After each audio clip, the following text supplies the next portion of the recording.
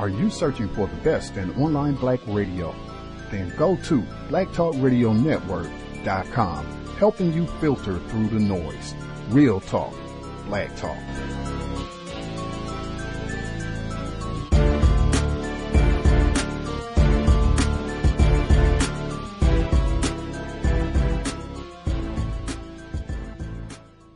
The internet is full of half-truths and all-out lies. We've all seen them, and many people on social media complaining about it. Here's your chance to show and prove. WorldAfropedia.com is a black-owned and operated encyclopedia. There are several thousand articles, but we need help. We can't uncover all the truth ourselves. So please, join us and become a writer, editor, or blogger for WorldAfropedia.com today. Every little bit counts. We owe it to the future generations to put the truth out there.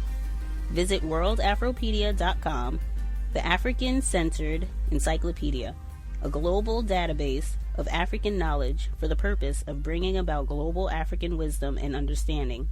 WorldAfropedia.com.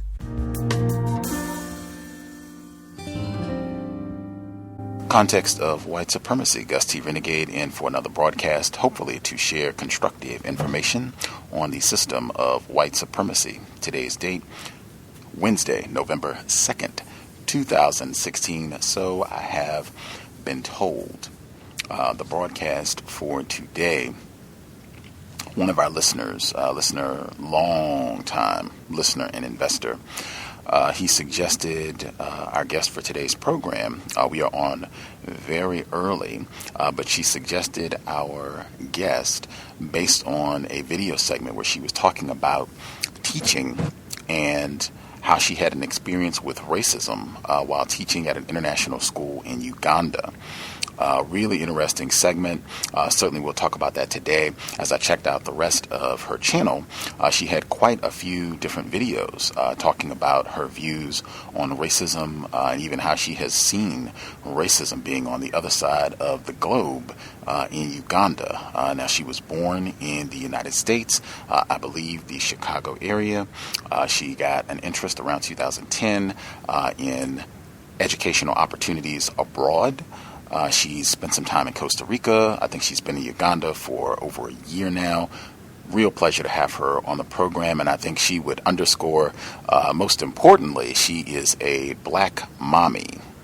Black mothers, super important. Joining us live, you can check out our YouTube channel as well as her website. It's linked in the description for the program. Joining us live from Uganda, our guest, Miss Black Expat. Miss Black Expat, are you with us? I'm here. Thank you so much for that wonderful introduction. For sure. I'm flattered. You should be. Lots of great work. I encourage listeners to check out MissBlackExpat.com. You can visit the website. You'll see the link for the YouTube videos right there, or you can put in, if you go to YouTube, put in Miss Black Expat, and her YouTube channel will come up. You can check out the content. Great material. We're going to try and cover as much as we can before we have battery issues. Anything you think listeners should know about who you are, the work that you do, before we get started? Sure. Well, I'm an elementary school teacher. I teach first grade, and I've been teaching for about 7 years now. And I started the overseas experience about 4 years ago. I was in the UAE. I was in Al Ain, which is about an hour from Dubai. For What's about the UAE? 2 years. The United Arab Emirates. So I taught there first before moving to Uganda, and it allowed me to get my feet wet in terms of working internationally and with an entirely different culture and just that whole overseas experience. But it wasn't working out for me in terms of the job, and I just needed something different, and I wasn't ready to relocate back to the States quite yet.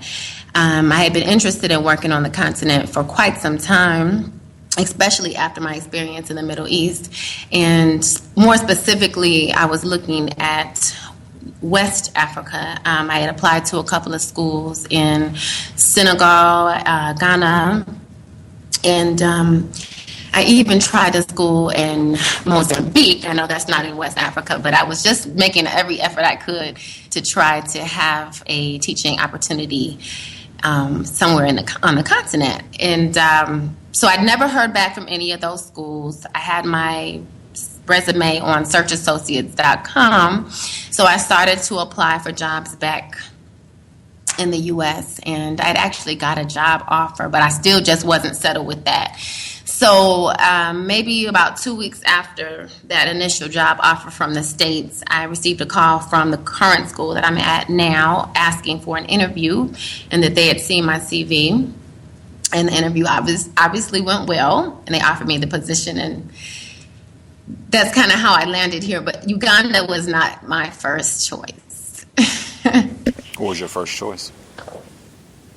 My first choice would have been working. I looked at, like I was saying, Senegal. I looked in Accra, and I tried a couple of places in Asia, but I wasn't really keen to that.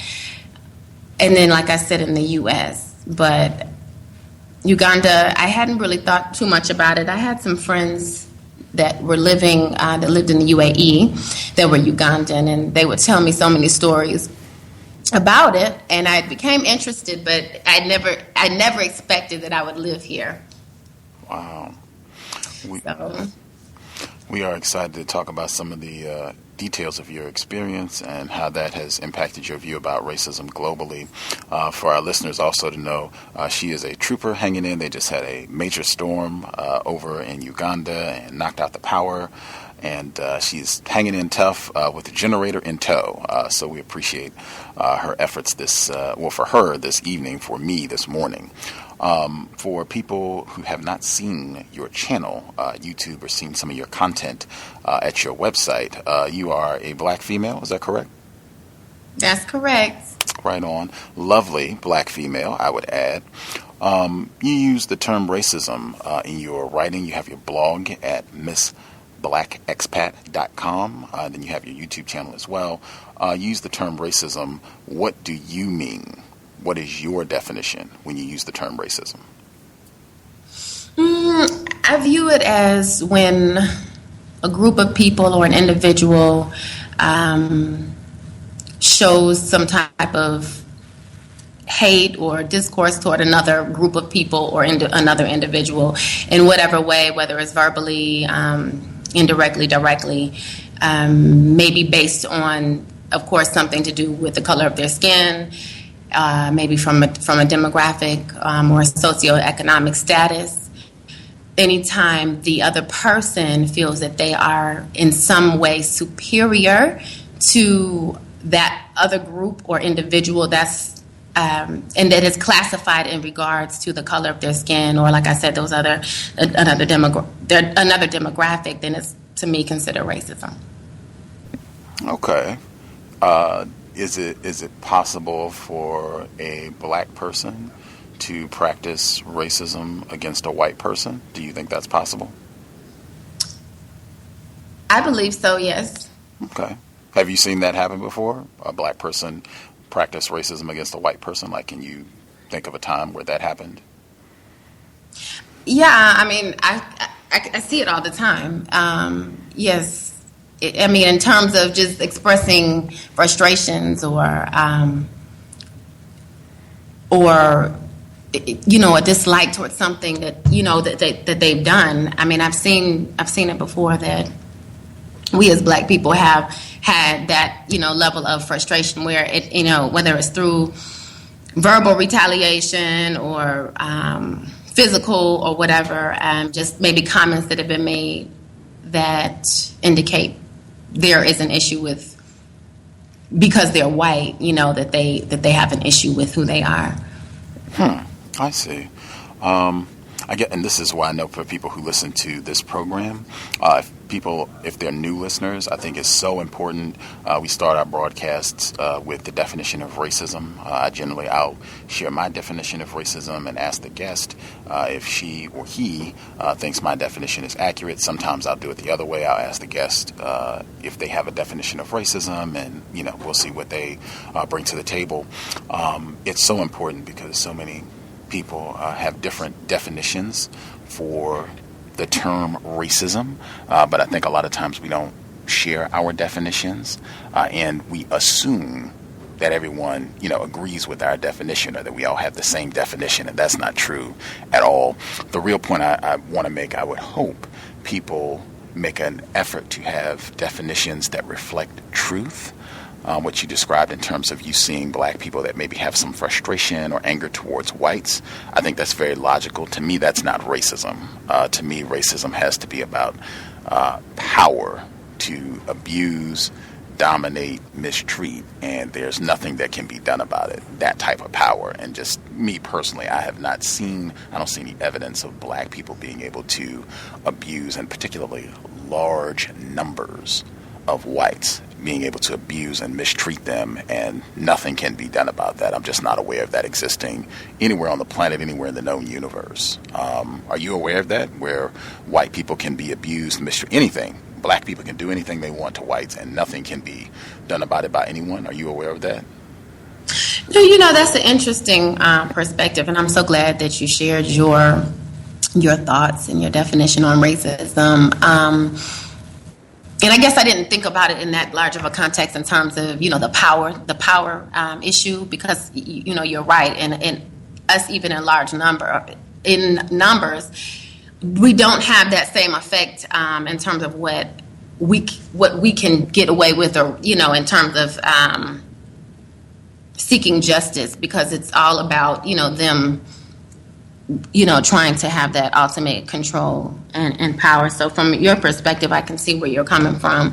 I think from what I was saying was just more from, us as black people being frustrated about, the actions of white people, and, maybe by their thoughts, or what we think, what we say, what we do, and more in the form of out of that frustration. But in terms of a large number and being able to retain more power, no, you're right. That's something that is not existing at this point. Right on. I point that out. I think we've had a number of guests who have suggested that black people, really any non-white people in the world, being frustrated about racism or about whites, that qualifies as racism. And it's not logical. I do try to make sure I point out the counter-racist logic of why that is false logically. But moving forward, before you began teaching abroad, did you have any experience as a teacher while you were here in the States? Yes, I did. I worked for 3 years in a Title I school in the south suburbs of Chicago. Prior to that, I was in corporate America for about 5 years, doing various things, everything from office administration to creative services coordinator to receptionist, you name it all. But I can give you a little bit of my background to tell you how I got into teaching, but with the context of time, I'm not sure if that's what you want to hear. Generally, I would say yes, but I guess if you want to be abbreviated, just in the interest of time. No, the time factor is not a problem. I was just concerned about my battery, but my generator is working, so I'm able to keep my computer pretty charged for the meantime. I'll say that. Oh, okay. Wonderful. Okay, well, yeah, let's hear the background. All right. So basically, after college, I went to I did the corporate America thing. I actually had an interest in education before I left undergrad, but I never pursued it. I had the wrong intentions. I was focused in the wrong areas, and I decided to go another route, which was speech communication and public relations. So from that, I was able to get, more deeper into that corporate America thing, but it wasn't for me. I just dealt with a lot of kind of some of the same issues that we were just speaking of, the power struggle, the racism from both my perspective and yours, my frustrations and their powers, them trying to get their power. And then I in about 2006, I was laid off from my last corporate position. And at that time, I found out I was pregnant with my son. And I just, I didn't know what I was going to do with my life. I just knew that in that moment, I needed to do something better, and I needed to have more stability. And I knew I wanted to be in a position of helping other people, but I wasn't really clear at that time in what capacity. So I did some more research, and about a year later, I started a grad program in elementary education. I finished that within 2 years. It was extremely hard because I was also working full-time. I got another job just to make ends meet. I was going to school part-time, and I was taking care of my son, who was less than a year old at the time. So when people say that they can't get through school or that they have all these obstacles, it's not true, because I made it, and I was able to, to go through regardless of the obstacles. So, and then I kind of fell into the position that I worked at in the States. There was a position that kind of opened up for me, and I was able to stay on for 3 years. And at the end of that 3 years, I decided it was time to move on, and I wanted to give the overseas teaching opportunity a try. And here I am 4 years later. So. Wow. Perseverance. MissBlackExpat.com. Check out the website, the YouTube channel. Thank you. For sure. I appreciate it. And just with kind of what you described in terms of the racism here in the States that you experienced, racism, white supremacy, where you said you were frustrated and they were exercising their power. Was this the corporate setting or the classroom setting? This was more in the corporate setting. Okay. I didn't see it as much in the States because, the environment. I was teaching pretty much at an all-black school. I didn't have white administrators. All my administrators were black. They were very supportive. The parents that I worked with were black. I don't even think that I might have had 1 or 2 white students within the 3 years that I worked at that school. It was a Title I school. Not saying that has anything to do with it, but it just with the demographic that I was working with and the administration, I didn't have to really deal with that as much as I did in corporate. Explain. And as much as I just want you to tell our listeners the significance of it being a Title I school. Title I school. You mean what is a Title I school, or just why that's significant? What it is? Why that's significant?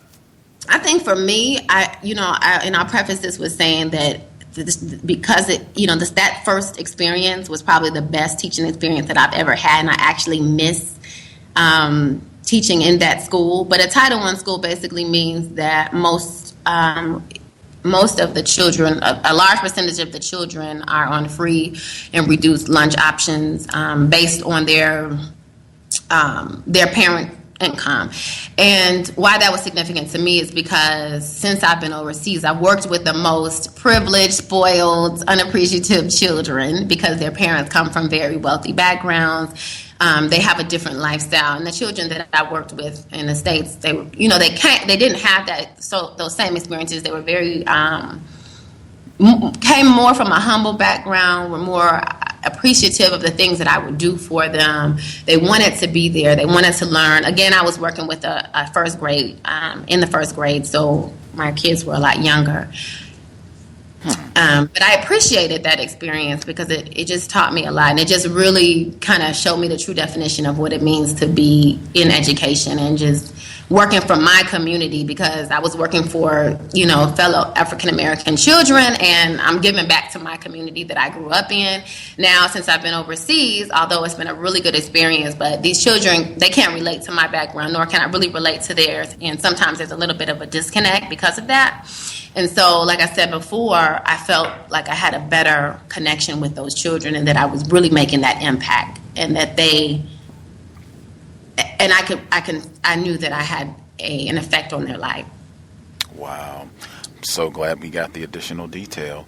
I was going to ask this question later, but I think it would be good to know now. Can you tell us, you're at an international school in Uganda, so can you tell us like as much detail as possible in terms of the demographics, racial composition of the students, the staff, who attends this school, like as much detail as possible about an international school in Uganda? Okay. Well, there's there's everybody. Primarily, you'll see Ugandans. You see there's a huge Indian population in Uganda, so you see quite a few Indian families. You have Somali families, Sudanese. You have other East African nationalities represented. You have European, you have South American, you have American, you have Asians of all types, whether, everything from Korean to Chinese. My classroom right now consists of, just think of my demographic. I have Americans, I have Ugandans, I have Sudanese, I have Russian, she's mixed with Russian, and I have another student this year with Russian and Congolese. I have a bit just. What percentage of the students at the school are white? The percentage, I would say, I would give it maybe about 40%. It's quite a bit. Now, in terms of the teachers, you were asking the demographics of the teachers. In early primary, between kindergarten and grade 3, you have a mix of Ugandan and a sprinkle of white teachers. I'm the only Black American teacher in the entire school. There is an intern there. She's Black American. She's going to be there for another month or so. But when you get into the upper primary and the secondary, which is they're considered their high school, you see mainly just British whites. You see Australian and American white, with a few sprinkles of Ugandan and Kenyan teachers. Gender breakdown, particularly the upper levels where it starts to be more white in terms of male to female ratio, teachers? The male-female ratio in the upper levels, I would say, would be, I believe, in my opinion, it's more heavily dominated by males. I would say that the male population is higher. Okay. It's a very large school. Actually, I'm in early primary, so I usually don't see that side of the school. I can go a week without seeing them because it reminds me of a college campus. So they've invested a lot in this in the school and the infrastructure. Got it. Fascinating. Okay. How does the international school, how does that compare? I don't know if you've been to other schools in your area of Uganda. How does that school compare to like the elementary schools in your part of Uganda, or the upper level schools in your part of Uganda? Now, when you so I'm clear, when you say the upper level or primary schools, are you speaking of local schools or other international schools? Local schools. Okay, so the local schools here are primarily are all Ugandan. I'm actually the community development coordinator for a local school here, which basically means I coordinate their school improvement projects, and their school doesn't compare anything to the international school. I'm in the process of coordinating a construction project for them to have more bathroom facilities, because they have over 600 students and they don't have enough bathroom facilities. They need a school library. They don't have books for the library. They don't have playground equipment. The class ratio is usually maybe 30 students to every two for one or two teachers, depending if they have an aide in the classroom. In comparison to the international school, we have computer labs and all the resources galore. 2 or 3 different libraries on campus. My class right now, I have 13 students in my class, which is a dream. If you're a teacher, that's like the best thing, to have a small class. I've never had a small class, so I'm able to get so much more done with them. But it doesn't really compare, honestly, and it's very sad. Now, I can't speak for every local school. I've only been to a few, and the ones that I've seen always seem to lack in greater resources and and accommodations for the students, accessibility to IT materials. Everything is on the computer now. Most of the schools don't have access to that. So, and I know a lot of them are privately owned schools where the students are still paying school fees, but it's not enough to help generate a transformation within the individual schools. And in the government schools, unfortunately, they don't really have much of an option. They don't get as much financial assistance as you would think, because it's a government school. Wow. But the international schools, like the tuition these children pay are about $5,000 a term, so they're paying about $15,000. Now that's for my kids, which are their first graders. Now for the secondary students are paying close to anywhere between $25,000 and $30,000, I believe. I might be off with my quotation, but it's absolutely ridiculous. But because of the type of money that they're paying, they're able to accommodate and provide such resources for the students. Fascinating. That is a crushing depiction of global white supremacy, in my opinion. Can you just make sure? I want to make sure I'm not making an assumption. The local schools. You're in Kampala, Uganda. Is that the specific city? Yes, I'm in Kampala. Okay. Mm-hmm. The local schools there that are struggling and don't have basic resources and even enough, restroom facilities. Have you seen even one white child at any of these local schools in Kampala? Absolutely not. No. Let me tell you something, Gus. Like, it's the white people here, to me, they live in some type of bubble. Like, they don't expose their children or themselves to anything outside of this international school community. I actually did another video on this a few weeks ago about how I'm trying to expose my son to outside opportunities for him to engage with the local community, because you can easily get lost within this bubble that they live in, this very safe and nurtured and environment. And it's not realistic, honestly. So no, there's no white children in the local schools. You may find a few sprinkles of Indian or Sudanese, but that's very rare. There's another school that I also partner with on a couple of other activities, and they have a pretty good diverse mix, but you won't see whites. You'll see a diverse mix of other Africans, or like I said, the Indians, but you won't see the whites at all. They tend to only put their children in those international school settings. Wow. Do you know what type of white people would be in Uganda to have their children enrolled in these schools? Like, who are the parents of these children? Who are we talking about? These are parents who are high executives in NGOs. They own businesses. They work in some type of corporate, maybe they have a partnership with a corporation that's based here in Kampala, or it may be based in another East African country such as Kenya or Tanzania, which usually is more known to have international businesses, and just they're here temporarily, maybe on a 2 or 3 year contract. Some work for the government, some work for the U.S. Embassy.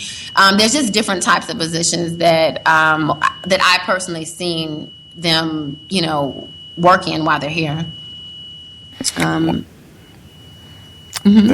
They just, to me, that sounds like high level suspected racists, in my opinion. These folks that are in these NGO positions, or where they're able to move around the globe and have lots of influence and have, this much money to send their children to these schools. Like, these sound like white people who I would suspect of not being very ignorant about racism.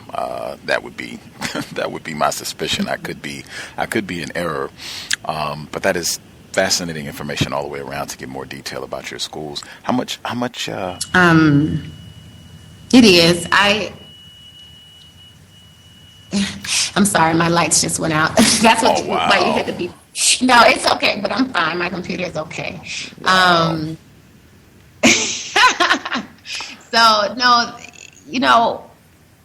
I just find it just funny how they come here. Like basically the reason, another reason I put that video out there that you commented on, which I.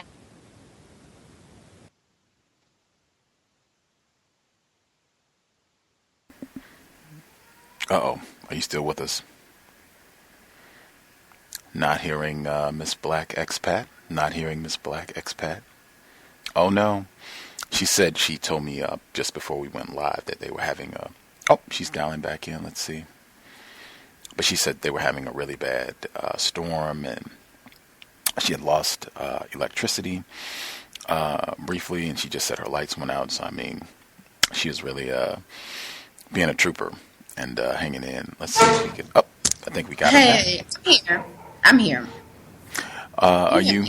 Yes, ma'am. We can hear you. Can you hear us? Yeah, I can hear you. I'm sorry about that. I don't know what happened. It could be the storm. Do you feel safe? Like, do you feel? I don't know if it's lightning or what have you, but do you no, feel? it's so common. This is like a once a week thing for me. I mean, I've been days without electricity. I've had low water pressure. I've had no water at all. So this is nothing at all for me. It's very common. Whenever anything slightly happens, the rainstorm, I wouldn't even have considered it a big storm, but any slight thing will just throw off the power source here. So we will go without, lights. And this may go in well into the middle of the night until I get power. Wow. So I just have to make do for what, whichever way that I can. And it's very humbling. I've learned, a lot through the experience, how to adapt. So it's not that big, big thing for me as it used to be. I used to have a big deal with it and be very frustrated by it, but it is what it is. Wow. Reminds me of Asada Shakur. She said human beings can adapt to anything. You would be surprised. When you were preparing for this journey, like you emphasized research when you talk to other Black people about traveling abroad, like how much time did you invest in researching Uganda and the school there? And I mean, did you know going in that, they have power outages in the place that I'm going to be staying at, and it could be hours on end with me not having power when these storms come? Like, can you just tell us about how much time you invested in the research and how much you knew about going into this project? Sure. I did a little research. Like I said, Uganda, I wasn't expecting them, to work here, but I was so anxious to get on the continent. So when they offered me the interview, I just kind of, went along with it. And then afterwards is when I started to do the research. So it wasn't a place where I initially said, hey, I want to move to Uganda. Let me do this research. Let me find all this information. So once I was, had the job offer, I was asking around. I was able to connect with quite a few individuals online. Facebook has been a blessing. I'm joined in quite a few Black expat groups on Facebook. So that was really good. And just reaching out to people that have been here before, that has family. It was really a blessing, honestly, because it seemed like when I was still in the contemplation stage as to whether or not I wanted to come to Uganda anyway, because I didn't preface this when I first told you, but I left my son in the States with his father for the first year that I was here. So I was very hesitant about leaving him behind and starting my life over in a completely new country, starting over in a new, school, and, just kind of having to get reacclimated. So within all of that hesitation, I was still asking and reaching out to people, but it was just a blessing because all these signs were coming at me of people that, were just kind of coming in my path that had either lived in Uganda or had, like I said, family or friends who had visited or had a really good a chunk of information to share with me. And that's kind of how I functioned initially until I started just taking my own steps to go out even more. But my number one suggestion for anybody who wants to relocate to a new country is, if you can, by any way possible, visit. I would highly, highly suggest it. I knew about the power outage thing. I knew about the roads and the transportation. I knew about the rainy season. I knew about it. I just, it's a difference between knowing about it and hearing about it, and it's a difference between experiencing it. So you can hear about it all you want, but until you're actually in the experience, it's a completely different story. Got it. Did you know about the power outages before you got there? The administrator that interviewed me, she said, she made a little joke. She said, just as long as you can deal with the power outages and water shortages, possibly once a week, then you should be okay. And I kind of laughed. I was thinking in my head, like, she couldn't be serious, but she was. It hasn't really been that bad. I mean, I usually, I would say at least once a week, though, the power does go out. Now, the water, not so much as often as a week, but the power definitely goes out weekly. Wow. Mm-hmm. Yes. Our listeners from all over the world, just, you can take a moment to think about that. So if you had that to look forward to on a weekly basis, a power outage that lasts, hours, how that would impact your schedule on a weekly basis. Wow. I won't sit here and tell you that it's just, been okay, because sometimes this will be in the middle of me getting ready for work, and sometimes I don't have hot water. I mean, it's been times where I've had no electricity for 2 days, and everything in my refrigerator I had to throw away. Wow. And it's little things like that. It's things, and we take for granted so much stuff. When I was in the States, when I was in the UAE, I took for granted all of that, and I've just learned to appreciate things on a completely different level living here, because at any given moment you just don't know. What may come about, so. Wow. What, I wanted to ask, I wanted to make sure we included as well, because I started off saying that you, most importantly, a writer, blogger, teacher, educator, you are a black mother. Can you talk about the process, being a black mother and leaving to go teach abroad, and leaving your child, your only child, behind with his father? Well, yeah, sure. Now, let me just tell you, when I was in the UAE, he was with me. He was with me for those 2 years, but being a single mother, I'm pretty sure whether black or white, whoever, it is a struggle. But for me in the UAE, it was a real struggle being a black single mom, specifically because I dealt with a lot of racist issues as well there. And specifically in the school systems where my son was going, he had one particular instance where an Egyptian teacher slapped him in the head because he was talking or something. And of course, it was my white administrators. I didn't get any support, and my whole argument was, you don't put your hands on my child. But he got away with it because of who he was and who I was, and that's where you go into that power issue. Because of course, if he was, if it was a white student and that was a black teacher, he would have been gone a long time ago, without a question about it. So I was dealing with a lot of issues with his school. It was a very conservative culture and all these things, but my son was just having a difficulty adapting there in that environment, and it just wasn't really working for him. So he kept telling me, I just want to go home and be with my dad. And I didn't want to refuse that from him, because at the time he was 8, and I knew that because I'd been away for those 2 years that he had lost a piece of that relationship. And I'm a strong advocate for black boys to have a relationship with their father, especially if the father is present and he wants to have a relationship. So I was always advocating for that. We had an agreement where, in the summers we would go home and he'd be there, be with him. But this particular time he said, I want to stay with my dad. So like I said before, I wasn't really ready to come back to the States. And I just thought I'd be able to handle it, alone without him. And honestly, it was a really difficult time for me being away from him last year. But just being a single black mom overseas is very difficult. I tell my friends this all the time back at home.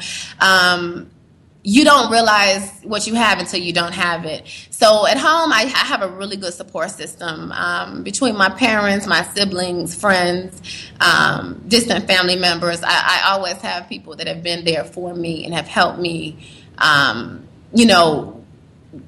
just help me with my son overall. Whether everything from babysitting to giving me advice to just being there for that moral support.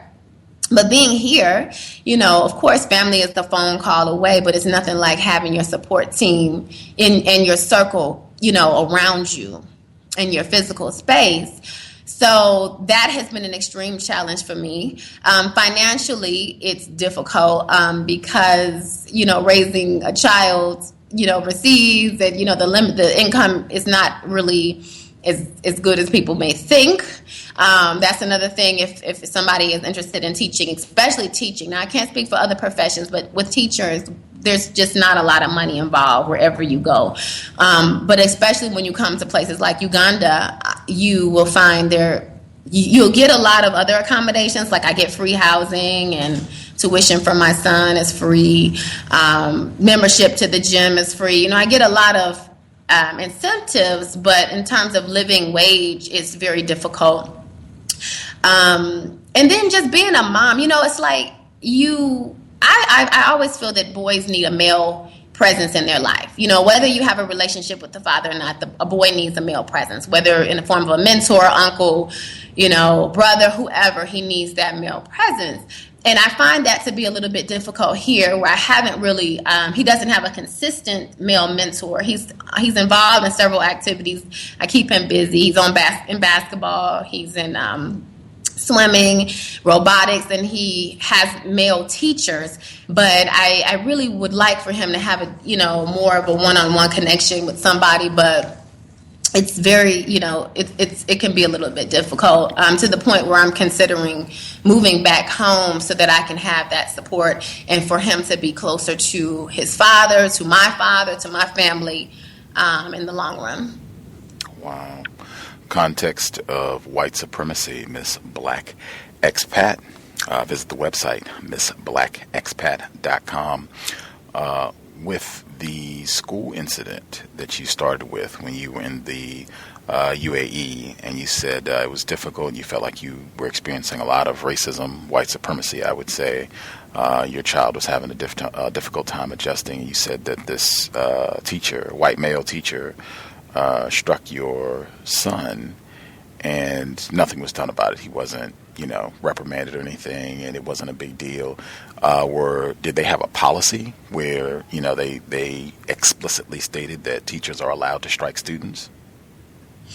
No, there's no policy enforced. He wasn't actually a white teacher. He was an Egyptian teacher, but you might as well just put him in that same category.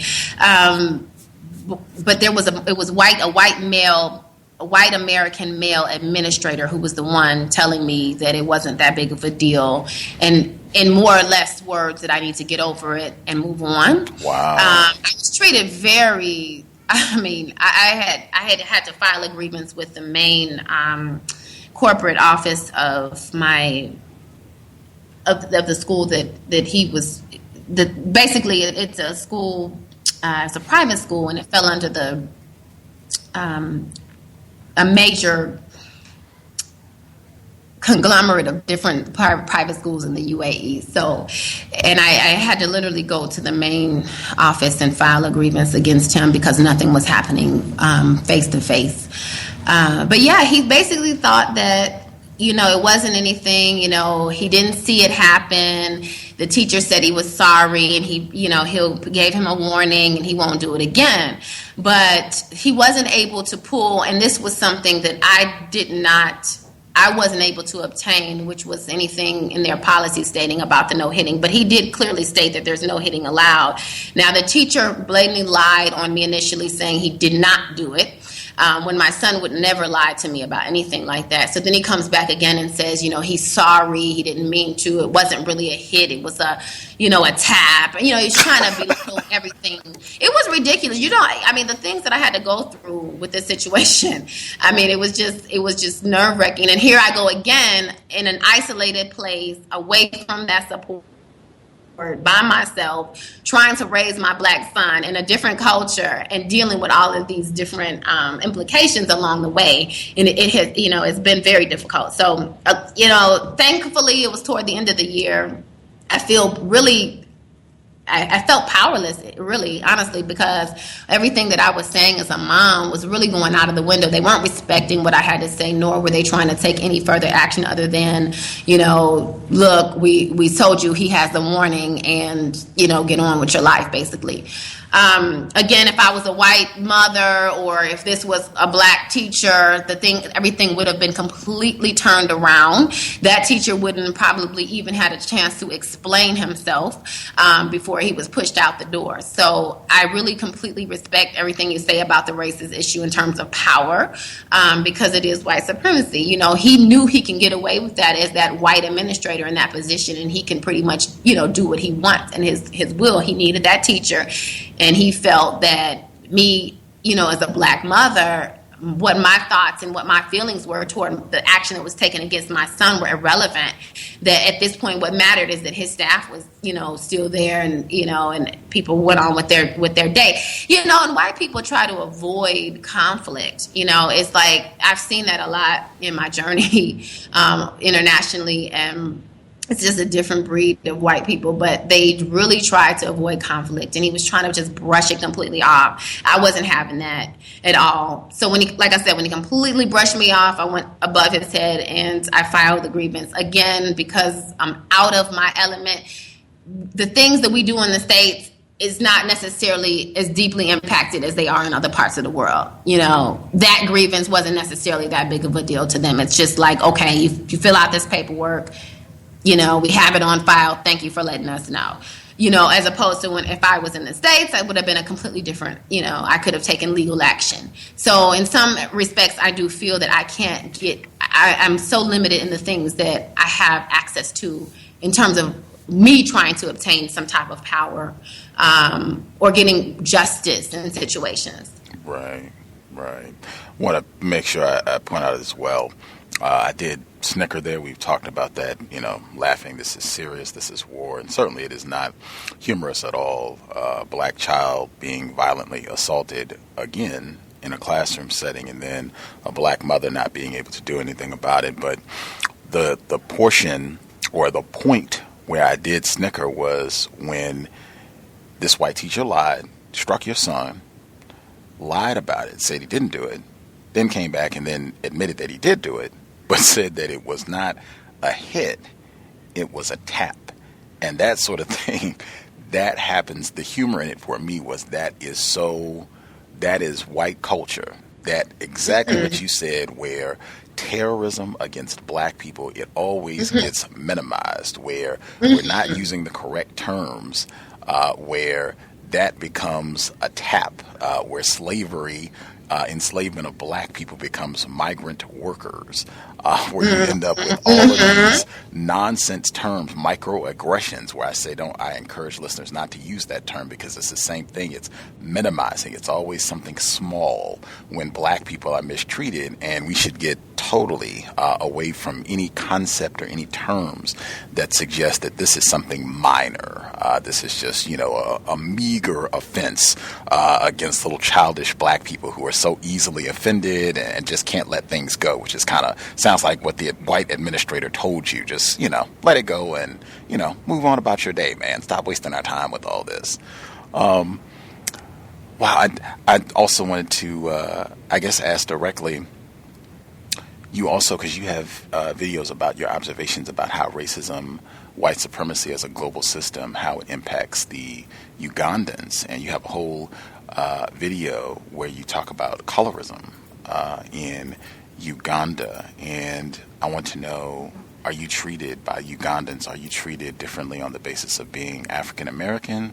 Or are you treated on the basis of being a little bit lighter? And I guess to clarify that question, the latter part of that question for our listeners, I guess if you could pick out somebody that we know that we have, that a lot of us would have seen, really, really popular person that you can say, hey, I am about the pigmentation of this person. Can you pick out somebody that we would know? You're asking me to pick somebody that I think that my skin complexion mirrors. Oh, I don't know, because let me see. What I would just tell them to go to look at my videos, and they can see what my complexion is. Okay. Would you say you're a lighter complexion? I am a lighter skinned African American woman, and I will tell you that I get Black from both just being African American and being light skinned.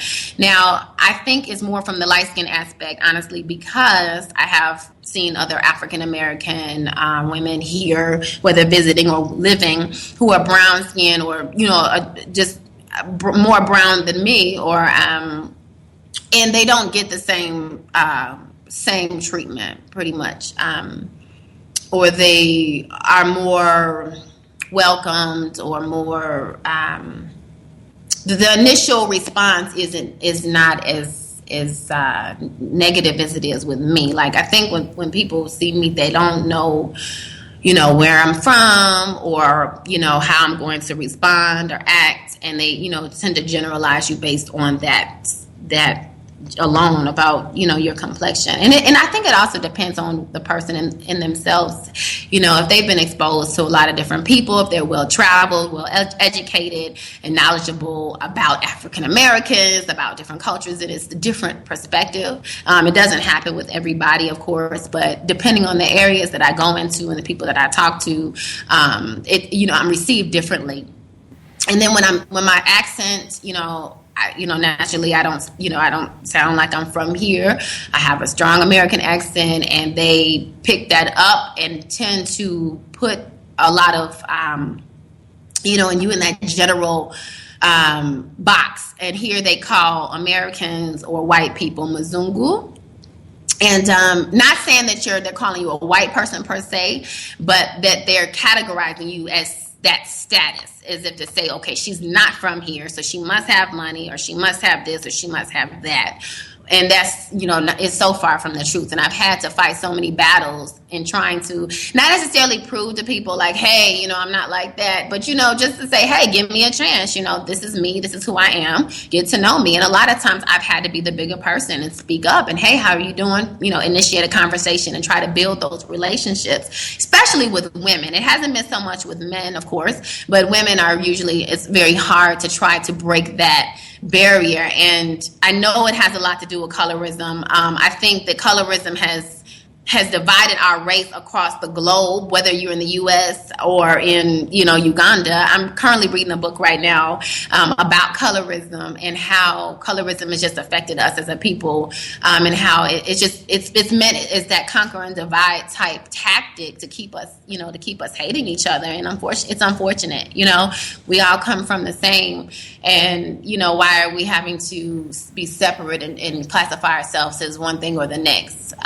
Or some people using their color as more of an advantage or disadvantage, or feeling that they're not adequate or that they're superior, inferior, and that's the white people have done that and infiltrated that stigma on us, is what I think. But anyway, that's trickled over somehow here, and I just feel that people automatically assume that I'm unapproachable, or what we would say conceited, or or some other negative stigma because of my complexion. Sometimes I feel like maybe they don't think that I am, because they don't think that I'm Ugandan. I have gotten it sometimes. I will get it every now and then. People will think that I'm Ugandan, of course, before I open my mouth. But, for most of my experiences, haven't been that. And it's the women that I've had issues with, breaking that barrier. Fascinating. And building that bond. What book are you reading on colorism right now? I would have to go get the book and tell you the exact title. It's don't trust really, yourself. really good. No, I can email you and you can tell your listeners. It's a really good book, though. It just kind of breaks down just different colorism issues, everything from the complexes of hair, the complexes of family dynamics. You may have a lighter skinned sister, a darker skinned sister, and they hating, and just having that separation, to everything about getting a job, to just anything that people will feel that your color signifies that you are either superior or inferior, and I think people say if you for some reason, black people, well, I don't want to say for some reason, naturally we know what the reason is with the white supremacy, but of course us naturally as black people, we've always been deemed lower on every status level. So, here though, like for example, like for example, okay, so in the States, I don't know what, white people tend to, well, I don't know, I'm not going to say that. I'm not going to say that. Okay. I'm rambling. I'm just going to stop. I will go to my next question then. In the same vein with how racism has impacted black people in Uganda, in terms of them perceptions of you because you're lighter complexion or because you're from the States, particularly you were saying, maybe difficulties in forming relationships with other Ugandan females. You also talked about how you saw, and you emphasized that this was not all Ugandans, but a portion, some Ugandans are fearful of white people. How were you seeing this manifested? Really on my job, honestly. I see it mainly on my job, but I have seen it out in other settings. But the video that I was speaking of was referencing a coworker of mine. We have a British white male director of the school, and he's a very straightforward guy. It comes off as very approachable, but for her, I think she was frightened by him. She told me one day, she said, "I'm scared of him. I don't want to talk to him."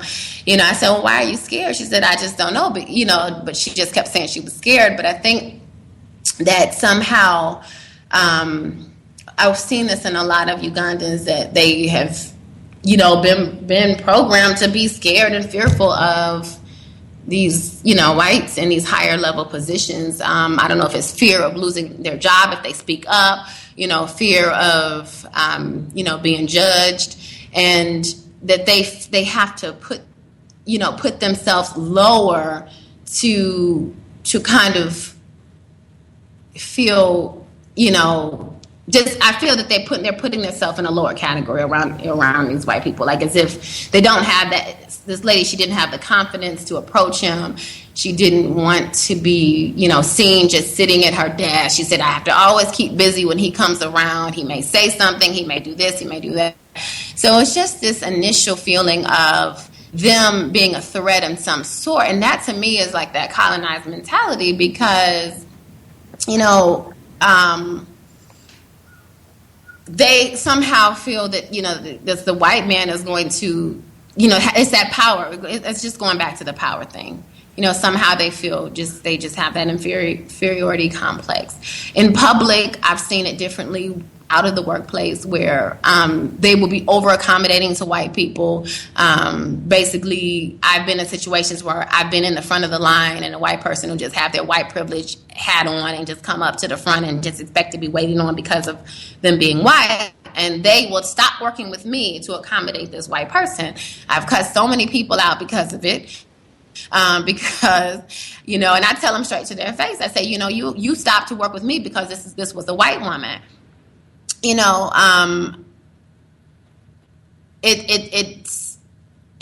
wrong. You can't just, put me on hold. I'm a customer. My money works the same way. But it's happened to me several times, and they feel threatened in some way.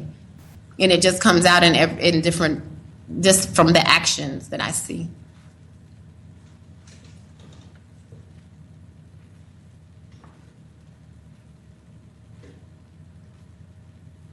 Hello? Oh, I thought I had unmuted. My question was, had you not seen black people be fearful of whites in the States, whether they stated it explicitly or whether it was just, implied in their behavior around white people? Of course. Yeah, I've seen it there. I've seen it. But not as much, though. I think I think us as Black Americans are more outspoken and more willing to speak up about things and social injustices and racism. And, if somebody treats you indifferent, we tend to speak up more about those things. But here I see it to be the opposite. I see it just being that, it's like an okay, yes ma'am, yes sir type attitude when this is wrong. So why are you not speaking up about it? Why are you allowing them to control? And if you come here, you'll see that, white people have Ugandan drivers, they have Ugandan nannies, they have Ugandan gardeners. Everybody is working for them as the house help. But really it's like, slavery all over again, and they can come here and do it, and they sucking it up. There's no way. And I see, like I said, a lot of these white Americans coming here and getting away with these types of attitudes. But I think for whatever reason, they put them in this category that they have this money and this status and this power, and then they tend to resort to being having that inferiority complex over that, But in the States, I've seen it, but not as bad. I think we just tend to speak out a little bit more about it. We just we tend to take more action against what we take way more action against that. That's fascinating. We've heard that repeatedly from many of our international listeners. Going back to what I said earlier about and for me, my definition of racism, white supremacy, is about one group dominating one group, specifically individuals who classify themselves as white, dedicating their time and energy to dominating, overpowering the people that they say are non-white, particularly black people, dominating and abusing those people collectively in all areas of people activity. What I think is so important about that term, power, when another group of people has power over you and is hostile to you, that is frightening. Like, it's logical to be afraid if you are in that sort of situation. And so just going back, that's what I mean about power.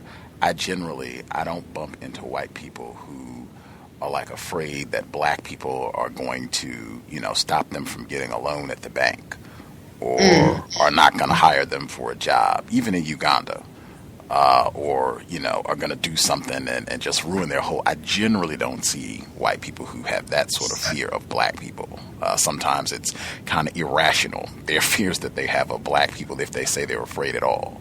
Black people have logical reasons anywhere in the world to be fearful of whites because of the power that they will. That's what I mean when we say racism. It really has to be connected to that element of power, because if it's just about me being upset, particularly if I'm upset about you mistreating me, that's not racism. Just logically, that's not racism. Racism is these, whites from wherever they were born at coming to Uganda and, getting a nanny and having these, palaces for schools where they can pay $25,000 and have a great academic experience for their child, while Ugandan children struggle to get toilets. Does that make sense? It makes perfect sense. And that's why when earlier I was telling you about this bubble, because, they're here, like I said, on a contract or whatever. They live in these big gated community houses. They put their children $25,000 a year, tuition-based schools, but they have no community relations with locals. They have no impact, or they're not giving or contributing or helping to uplift the community. When they are starting, businesses, the money is not going to support the local school systems or the women that are on the streets, hustling to make money for their children, or the other several NGOs that are out here trying to better the community. That money goes to support their white families wherever they're from, or to help to empower them so they can be on a higher pedestal here. And a coworker was telling me, white people, they like coming to Africa. They like coming to the continent because they can get away with that kind of stuff. They can live very good. They can have this nice income, live very cheaply, and have house help, and, have that slavery mentality, and have people of color, bowing down to them literally, and as opposed to being in the UK or in the States, when that's not tolerable. So. Yeah. Fascinating context of white supremacy, Miss Black Expat. Just try to keep that in mind when we think about that term, racism, and particularly white power. White power. I also think it's important when you talk about these whites in Uganda being in a bubble. Just in my view, I think it's most accurate and most likely that they are there to practice white supremacy, racism, that they like things the way that they are. And as you said, it seems like they're coming to enjoy white supremacy in that area of the world where they can live well, they can see black people suffering, and as I said, their children struggling to get toilets. They like that. They're not coming to fix any of those problems. They're coming to revel in it. It seems like that's a major racist activity all over the continent, really anywhere where there are black people suffering, to go and, gawk and take selfies around black people in misery, and to keep them in misery for the next infinity. This just goes on and on and on and on. You also had a post. This is just connecting down from the colorism thing, and then when you talked about why are you scared of white people? Some of the Ugandans being afraid of white people. Where you said in that same post that not all Ugandans feel this way, that there are a lot of proud Ugandans who are all about Pan-Africanism, and let's, help black people worldwide, and, they're not on that wavelength at all. You also said that there are, some open-minded whites, put that in quotes, who want to help. Who are these folks? What are they doing? Do you suspect them of racism? If not, why? Okay, so I'll address the first half. Yes, now, there's several very powerful, influential, highly educated, very resourceful Ugandans, and I've had the opportunity to meet quite a few. And what I,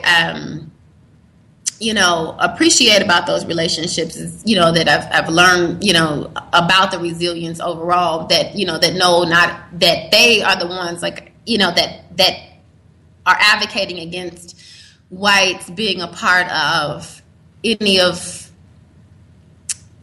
helping to, uplift, because they're there for their own benefit and not to help, with the overall community. So they're very aware and conscious of that. And I like that I've seen a lot of Ugandans, they may go to the States or other areas for their education and come back and bring resources, bring businesses, build up corporations based on, what they were able to obtain, wherever they were. And it is helping to bring up and uplift the community. So yes, that's there. That is definitely here. It's not an impoverished community. I hope I didn't make it seem that way. I think with any environment, whether you're in Chicago, LA, or wherever, you're going to have disenfranchised neighborhoods. You're going to have low income neighborhoods. You're going to have very high, wealthy, influential, neighborhoods and surroundings and communities. So I just think it's just a good balance, and I've had the opportunity to be exposed to both sides of that spectrum. Now, with the white people that I was referencing, I see a lot of young white people come for volunteer programs. They come and do the just different volunteer programs. Like I just met a young white girl the other day who is getting ready to marry a Ugandan, and she came she said she'd been here off and on for 5 years, but she initially came to do some volunteer work, and that she wanted to, I know that it had something to do with, I believe it was like something with school improvement. But that she, finished the contract, ended up coming back, and ended up meeting this guy, and now she's staying permanently. I hear a lot of those stories, from different white people, mainly white women that are coming to, volunteer, get involved in some NGO, and end up staying and marrying a local, and. Yeah, so that's who I was saying. I don't think that they have I'm not saying that they don't, but I think that the younger ones tend to have a more open-minded perspective on not necessarily the attitude of, we here, just to help the world type thing, but, we want to get out of our element, let's come here. I think it's always going to be a hint of that white supremacy in a sense, because they feel like they have to help, that stigma of helping somebody, and that they have to come to East Africa and to Uganda in the most impoverished neighborhood to do that. You know what I'm saying? So it's like, okay, you here, you did your job. So from that aspect, you can see a tinge of the white supremacy attitude of that somehow they think that they have a better opportunity, and they're trying to implement that within these programs. But when they come to stay for long extensive periods, and they tend to get in the relationships and have children with locals, that always seems to really, throw me off a little bit. So then I question, okay, so maybe they are really, what's that about? But that's a completely different subject that, that I also have my own opinion about as well. Do you see a connection between some of these individuals who classify themselves as white, who come to the continent, Uganda specifically, and they end up staying a long time, getting sexually involved with locals, even marrying or producing children with local Ugandans? Do you see a connection between what kind of throws you off a little bit, if I'm stating it correctly, about seeing that? Do you see a connection between that and kind of what you've written about with white families adopting African children? Oh, you really have done your research, haven't you? I try. Oh, wow. You have really dug deep. So, okay, I was talking to a good friend of mine. This is a few months back, and I would always, there's a lot of interracial dating here. You see a lot of that.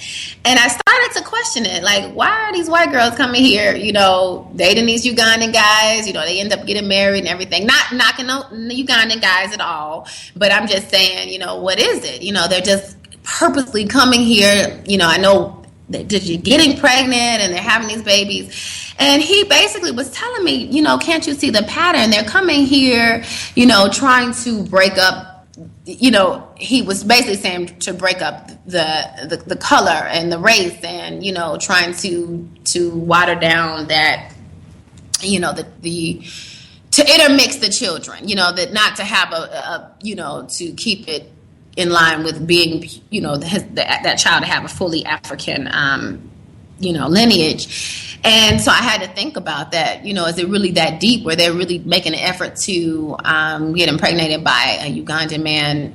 Or is it that they have a fascination with black men? There's a lot of white girls that have fascinations with black men.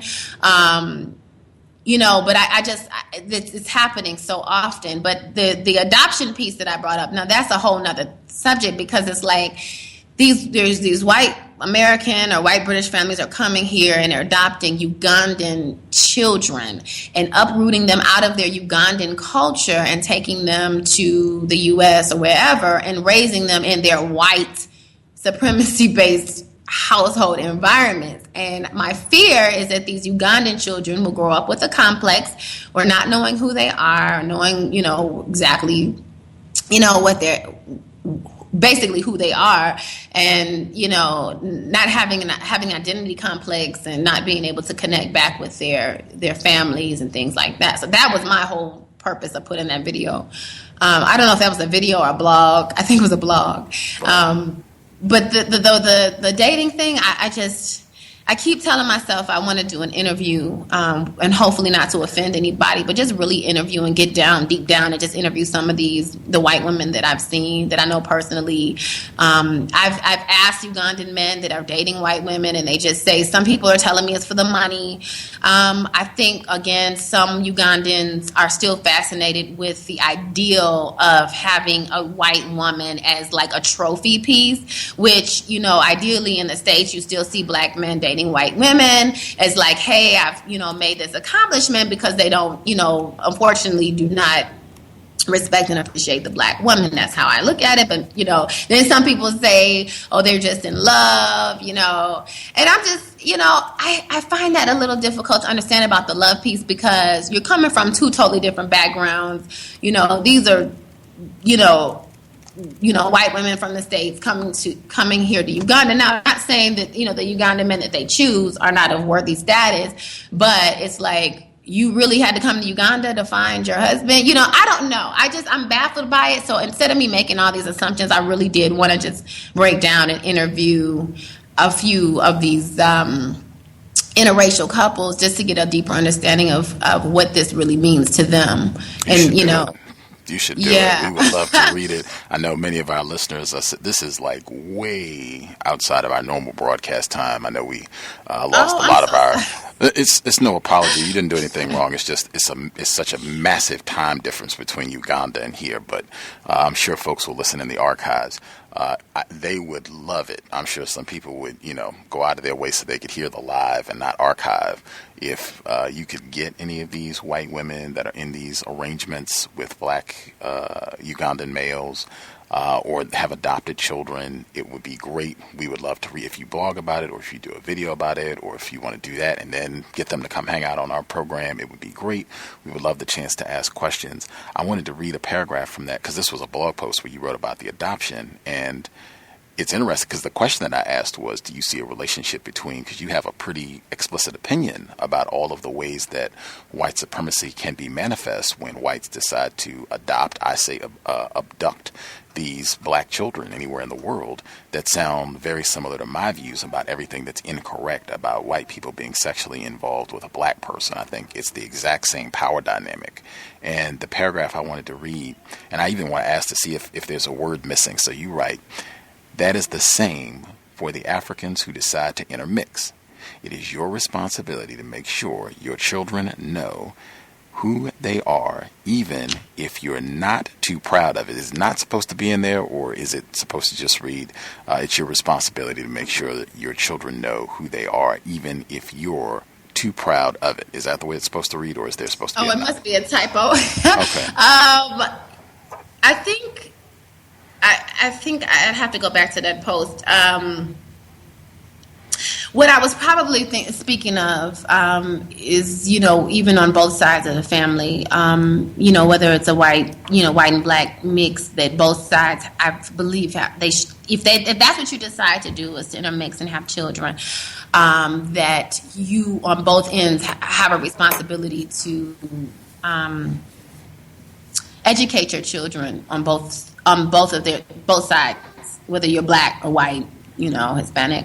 You still have that, and I'm speaking that out of the context of Uganda, it's just in a whole, because I've seen a lot of one-sided families that are intermixed, that the children identify as being white, or they don't have any identity of being black, or they don't know that experience, or the parents have not included them in that experience, or haven't made them, feel that that's an important part of who they are. It would be that white focus, So that's kind of what I meant, as a black parent. If that is your responsibility, if you decide to marry a white person, that's your business. But I believe you still have a responsibility to educate your children on who they are on that side.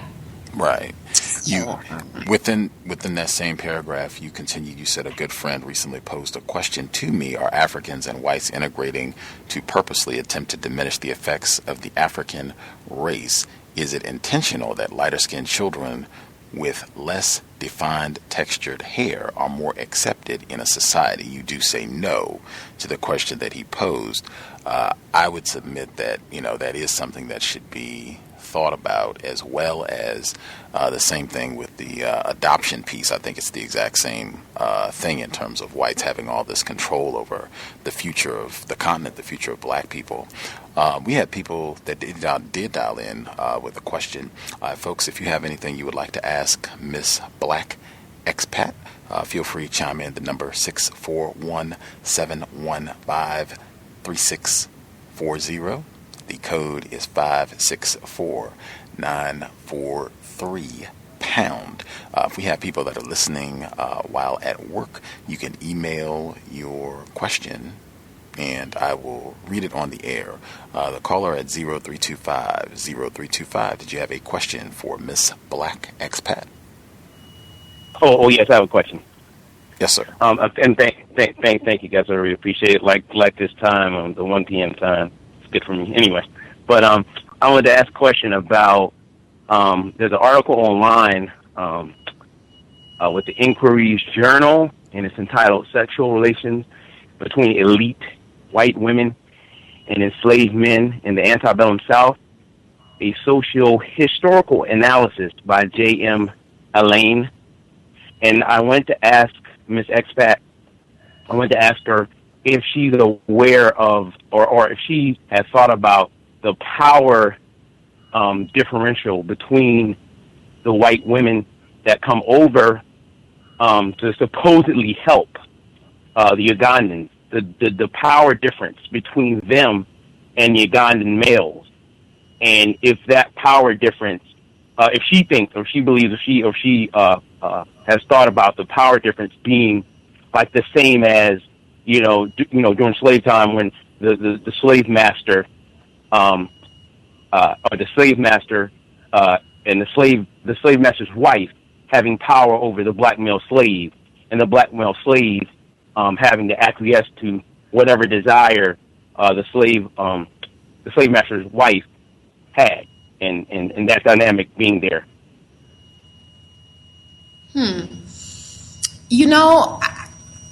It's very, very possible. I believe a lot of that relationship, a lot of that power is usually, I've seen this, where the Ugandan men are actually taking advantage of the white woman because of her status, her financial status, even as deep as getting passport and visa and all those types of opportunities. So in terms of the white woman imposing her power, I can't say that it's not happening, but I'm not directly interfacing with those relationships, so I don't have that firsthand. I'm just saying from the outside. But it can be power struggle in multiple ways, in terms of getting access to certain things because, their husband or their boyfriend is Ugandan, or, having better opportunities while they're here because they have that Ugandan relationship. But from the stories that I've heard, I'm seeing it on the flip side that Ugandan men are being very smart in their approach when they get together with these white women, that yes, they may pose it as love, but a lot of times it's for that white that advantage that that they feel that they can get from that white woman. Okay. Can I ask one more question, or? Sure. Okay. Are you also or have you ever?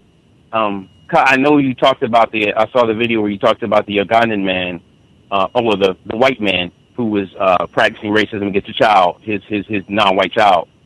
Have you ever come in contact, or have you ever heard of white women, maybe in the United States or even in Uganda, white women practicing racism against their non-white children once they have once they have a child with a Ugandan male, or even in the United States, have you ever heard of a white woman having a child with a black male or non-white male, and that child is racism is practiced against them via, like we've heard on the cows, via not wanting to do the child's hair, joking the child's hair, not teaching the child about properly about Black history or African history, things of that nature.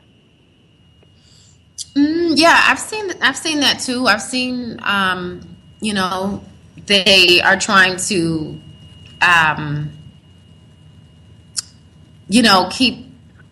keep that child as far away from, that their Ugandan or their Black side as much as possible.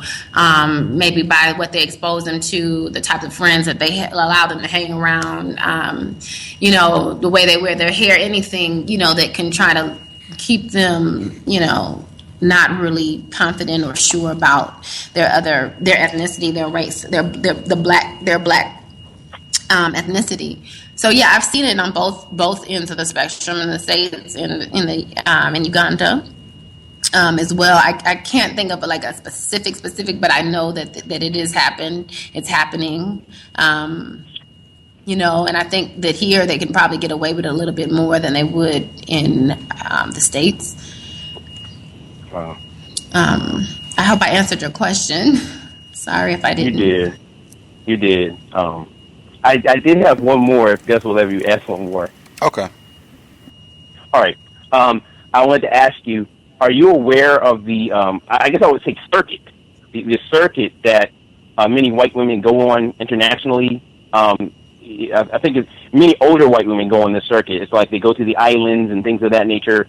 They go to some African countries just to sleep with Black males or African males or non-white males. They sleep with these men. Sometimes it may be having to do with some type of a spiritual thing. They like the guys with the dreadlocks because they feel like they get some type of energy from these guys. But that older white women are the ones that are retired and have money. They're going on these circuits as well. And if that's true, if you haven't heard of that, if that be true, and you see younger white women doing it also via, the Peace Corps or whatever NGOs, they're doing the same thing. What would you have to say about that? If the older white women were doing the same thing as many of these younger white women, going around to different international countries to hook up and have tragic arrangements with Black males? Honestly, I really think that white women just love Black men, whether they're old or young. I just think they have a fascination with Black men, regardless of what they may tell you. I think another thing that I've seen, and I've seen this in the States, and I don't know, how really valid this is, but a lot of white women use their white status to obtain a Black man to basically throw it in our faces, Black women, that, hey, I got your man. And I see that a lot here too. And a lot of Ugandan women, they don't like the fact to see a white woman with their men, I personally frown upon it as well, because I just find that, I just find that there's ulterior motives on both ends of that spectrum, that yes, there could be a true love connection, but in actuality, what are you really here for? But I just think, to answer your question, I just think that the white women just generally have a fascination with Black men, and it's just kind of just a fantasy to sleep with a Black man, coming here to the continent, like I said, Ugandan men or whoever. And I can only speak for Ugandan. I really can't speak for other African nationalities in terms of how the men operate. But I think that they feed into it just as much, because, here's this older white woman who's got money, who can help support them and their lifestyle, whether that's traveling or whatever. I actually met a white woman in the UAE, before I left the UAE, actually, who lived in Uganda for 7 years before moving to the UAE, and she married a Ugandan man, and he was 20 years younger than her, had a mixed race child and everything.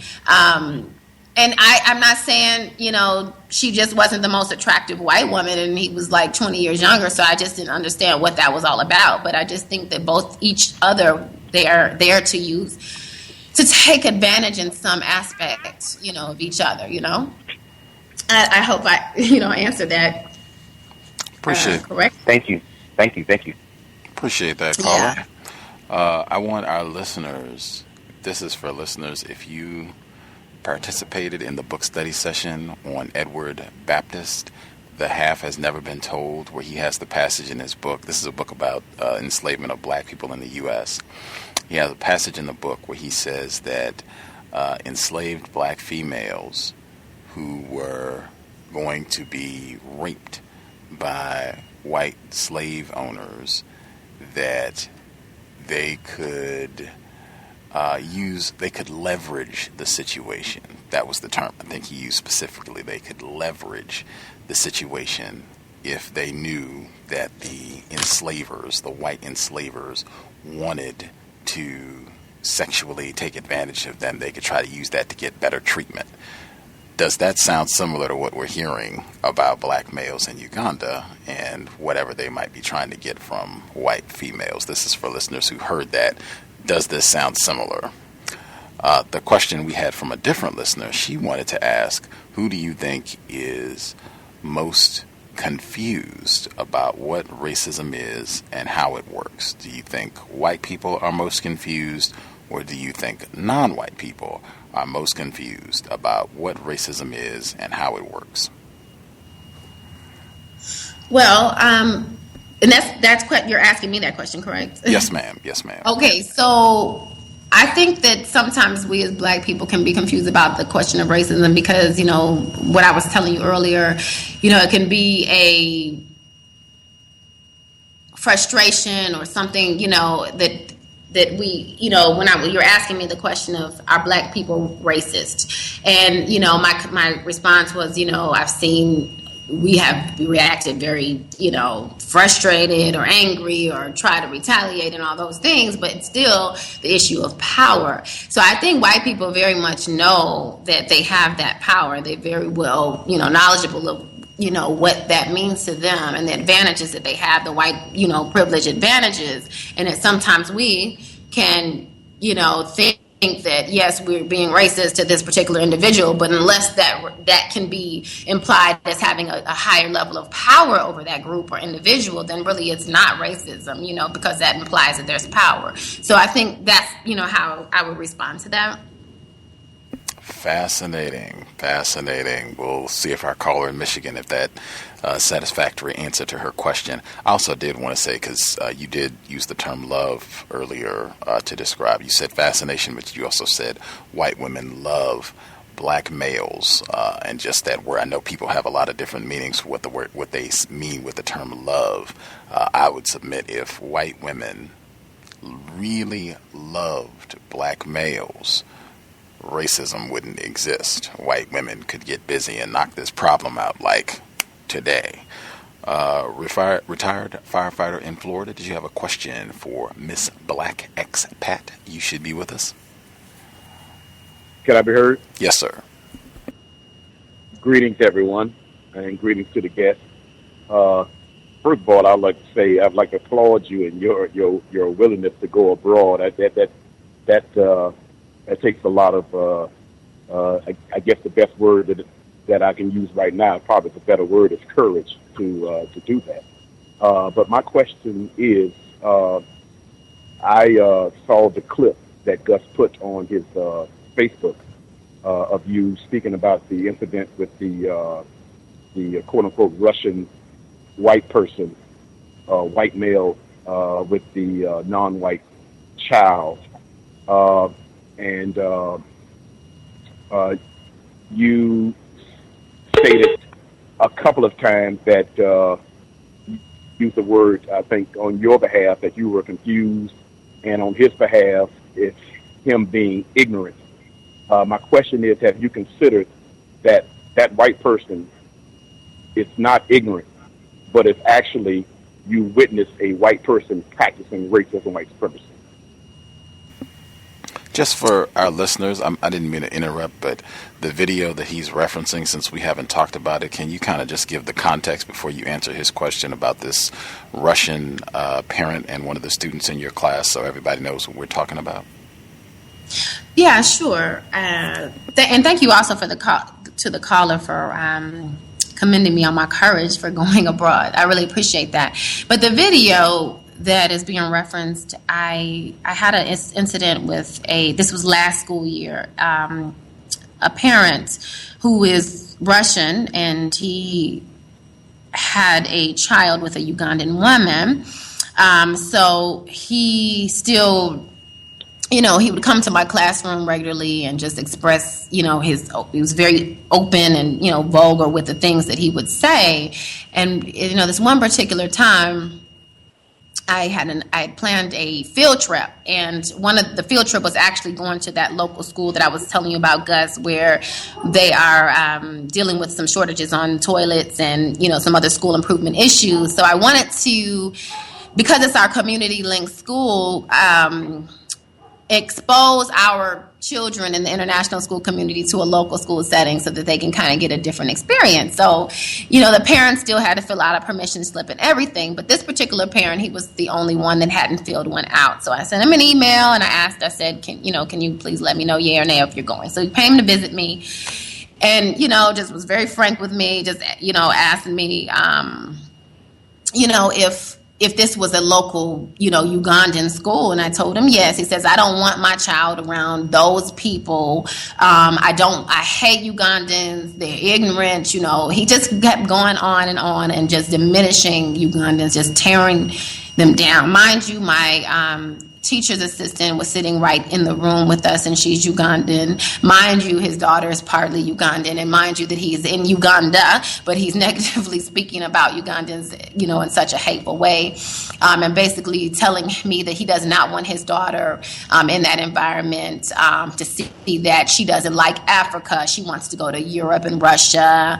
And I just asked him, I said, can you really stop for a minute and think about the things that you're saying? I just cut him completely off. I told him I don't want to continue this conversation because I don't respect that. I don't appreciate you bringing that negative energy into my classroom, nor do I appreciate you diminishing the country or the people that live in the country that I currently reside in, because I don't have those same beliefs. And just finally he obliged and he let his daughter go, but it was just a upward battle. And I didn't understand his hatred, the level of hatred that he was so open about. Most white people, they have that indirect white supremacy, racist attitude, but he was very open about it. And I was able to have a pretty good dialogue with him on several different occasions about it. But this one particular incident really, really rubbed me the wrong way. And I just had to make a video about it, expressing my frustrations and, just my thoughts around, why he would be so vulgar and why is he in Uganda. And, I had all these whys as to, and he couldn't really answer that for me. He kept telling me, his job contract was ending and, he was only here because he had a business opportunity, which was pretty much white supremacy. He was able to obtain a business fairly easily. He was, having Ugandans work for him. He was leveraging, income opportunities that were going back to support his wealth in Russia, but it wasn't implementing anything in the Ugandan communities. So that's partly what I was speaking about earlier about, about them coming, here just to take advantage of the resources and the opportunities. But that's the basis of the video, as to, what that was pretty much about and my frustrations. Did you want to repeat your question, retired firefighter, so she can answer it now that we all are Yes, informed? Sir. Yes, sir. My question was, have you considered, other than the white person being ignorant, have you considered that maybe that white person, you actually witnessed a white person practicing racism, white supremacy?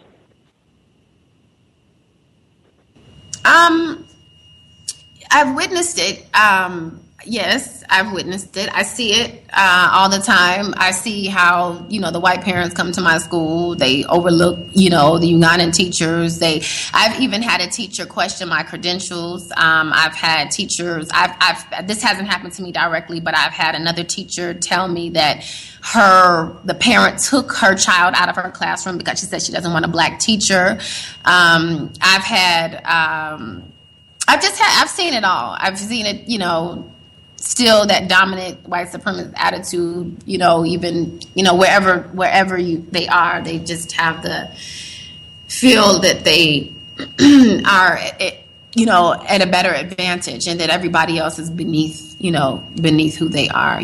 Just like I said, I've been questioned numerous times. I had one guy, he couldn't speak to me directly, but I guess another lady was introducing me, and she introduced me as this teacher, and he said, "Oh, she's a teacher," so he was shocked that me as a black woman could actually be an educator, So it's just, I've dealt with it all. So yes, I've seen it on several occasions here.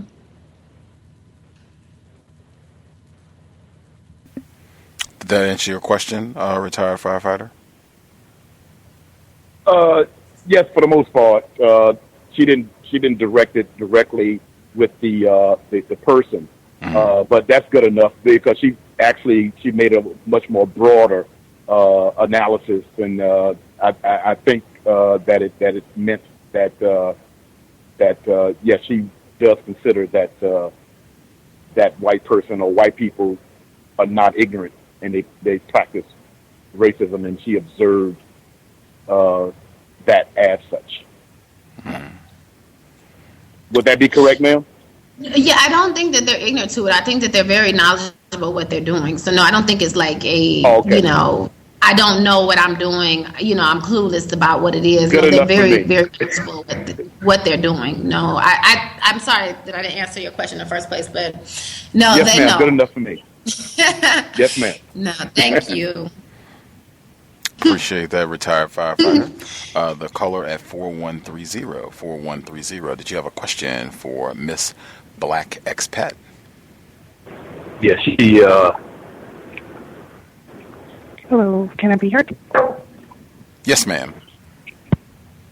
Hi, thank you, Gus, and thank you to the guest. I just wanted to ask a little more. I know you mentioned in the incident with your son that it was an Egyptian teacher, and my question was, would you say that Egyptians classify themselves as non-white? Do you think that they see themselves as African, or would you say that the majority of them that you've encountered consider themselves as white? That's a good question. Thank you for that question. In particular environment in the UAE, most of them, to me, they classified or identified themselves as white. I didn't find many of them that would say I'm, proudly African or consider themselves from the continent. Most Egyptians or from people from other parts of the world still classify Egypt. They don't even want to even acknowledge that it's on the continent. So yes, in that context, he was operating as a white man to, obviously feel that he can have a level of authority over my son and feel that it was appropriate to put his hands on him. I still think that they realize that they are not, white, but they do feel that they're better than black people. Like, from sub-Saharan Africans, or black Americans, I just feel that they still think that they're on a higher level of class. So yes, I think they don't class. I don't consider. Now there are some I have met. I'm not saying that all. I think that everybody, has a right to, have an individual reference to, they don't have to all. Everybody's classified under that. I have seen Egyptians that, I visited Egypt a few years ago, and I've encountered very proud Egyptians who were very open about expressing that they, were African. They were, that they still identify themselves as such. But the ones in the UAE tend to not as much identify with their African, being identified as an African. Female caller, did that answer your question?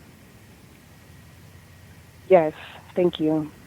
For sure. Thank you. We are flexing super international today since we're on so early. Some of our UK listeners could chime in and participate. Mr. Fox, did you have a question for Miss Black Expat? Greetings, Gus, callers and the guests.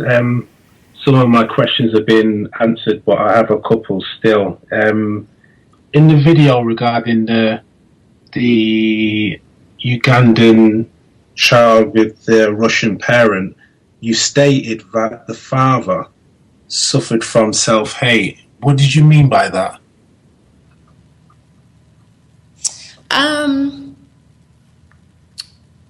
I think more because I don't know, did I say that he had self-hate, or he was hating toward his daughter? It was around the 3-minute 40, 3-minute 45, where you said that he suffered from self-hate and he didn't know himself. Okay, probably because every encounter that I really had with this man was very negative, and everything that he said was a downgrade about other people, other nationalities, the way things were being, functioning around the school. Everything was just negative, and I just find that people who have a very pessimistic outlook on life in general tend to be unhappy in some way, or, maybe there's something that they're insecure about, or they don't, love about themselves. So I think I was probably going along that route when I said he had an issue with, with self, he didn't love himself because it was, just constant. Everything was just, had a negative energy about him, so. Okay, so you just said that he had a negative image of himself and he had no love for himself, so that's why you classed it as self-hate, or he didn't know himself. Just the fact, I feel that if somebody is constantly complaining, constantly having to bring other people down and degrade other people, is because it's something that you are insecure within yourself. So if you feel that you have to bring other people down for you to be lifted up, then you have an issue, whether it's, self-hate, insecurity, whatever, but all of those things have to involve with, you're not fully, loving yourself. So I just sensed that from him, that he was dealing with some personal battles within himself, for him to, have a negative reflection on everything, even from his daughter. He would bring her to school. He wouldn't comb her hair. He would have her looking any type of way. He didn't want her to know about her Ugandan mom. He would downgrade the Ugandan mom in front of his daughter. All these things. It's like I just felt that, he just didn't, there was something deep in him that either was regretful or hateful about who he was. Because anytime, like I said before, if somebody has to bring you down, it's something about them that they don't like, because that makes them feel better when they bring someone else down. I know it sounds very elementary, but I really just sensed that about this guy. So when this encounter happened, the encounter in the video, was the daughter present as well? No, actually, during most of our conversations, she wouldn't even be in the room. He would come to me after school and just kind of, walk in my classroom with this very, interrogating mode, asking me these questions and just kind of putting me, putting us in these situations where we're talking about race relations, or, and I would challenge him about it. It got to a certain level where, I would just start challenging him about things because we had that type of dialogue. But no, his daughter was never around. He would always come when she wasn't in the area. Is the mother still on the scene? I'm sorry? Is the mother still on the scene? Is she still around? Is she still a part of the child's life? From what I was hearing from the child, they would see each other on the weekends. He would allow that, but, he just kept, the dad always spoke negatively about allowing the daughter to have a cohesive relationship, because last year we had gotten into not an argument, but a bit of a debate on whether or not he should move her to Russia. And I said that is completely detrimental to this child. She looks like a black child, an African child. She's not going to be accepted and acknowledged and treated with respect in a Russian, white society. I said, you can't do that. I said, leave her with the mom. And he completely disagreed with me and told me that the mom wasn't adequate, and and able to take care of the child, which, in some aspects, maybe that was the case from maybe a financial perspective, but I believe the child would have been in a better, more adaptive environment by staying in Uganda. Now, that child, they're still at the school. They're still in Uganda. Of course, she's no longer my student, this year, but I do see them from time to time. She looks happy. I haven't asked her about, her relationship with her mom at this point, but like I said, the last time we spoke, they did see each other typically on the weekends, probably just for a few hours, just to have that dialogue. And I actually encouraged that. I don't think it was happening initially, but when I asked about the mom and the relationship with mom, I encouraged him to start building that relationship, and that she needs to have an understanding of her Ugandan side. And having ties with family here, because when she gets old enough, she needs to be able to make a decision as to which way she wants to go. Does she want to, identify with this Russian, white race, or does she identify more with the Ugandan race? Most children that don't have both of those exposures at an early age, especially those multiracial children, tend to grow up very split on where they feel that they feel more comfortable. Sorry, how many languages can she speak? Can she speak Russian? Yeah, she spoke Russian fluently. I think she understood some Luganda. Of course, she spoke English. But I believe she was born and had a couple of years in Russia before they moved to Uganda. I think they've been in Uganda for about 3 or 4 years now, because she's about 7 going on 8. Mm-hmm. Can I ask some more questions, Gus, or is there other people on the line? I reckon you can proceed. Yeah. What is the age of the father? Would you say, 40s, 50s?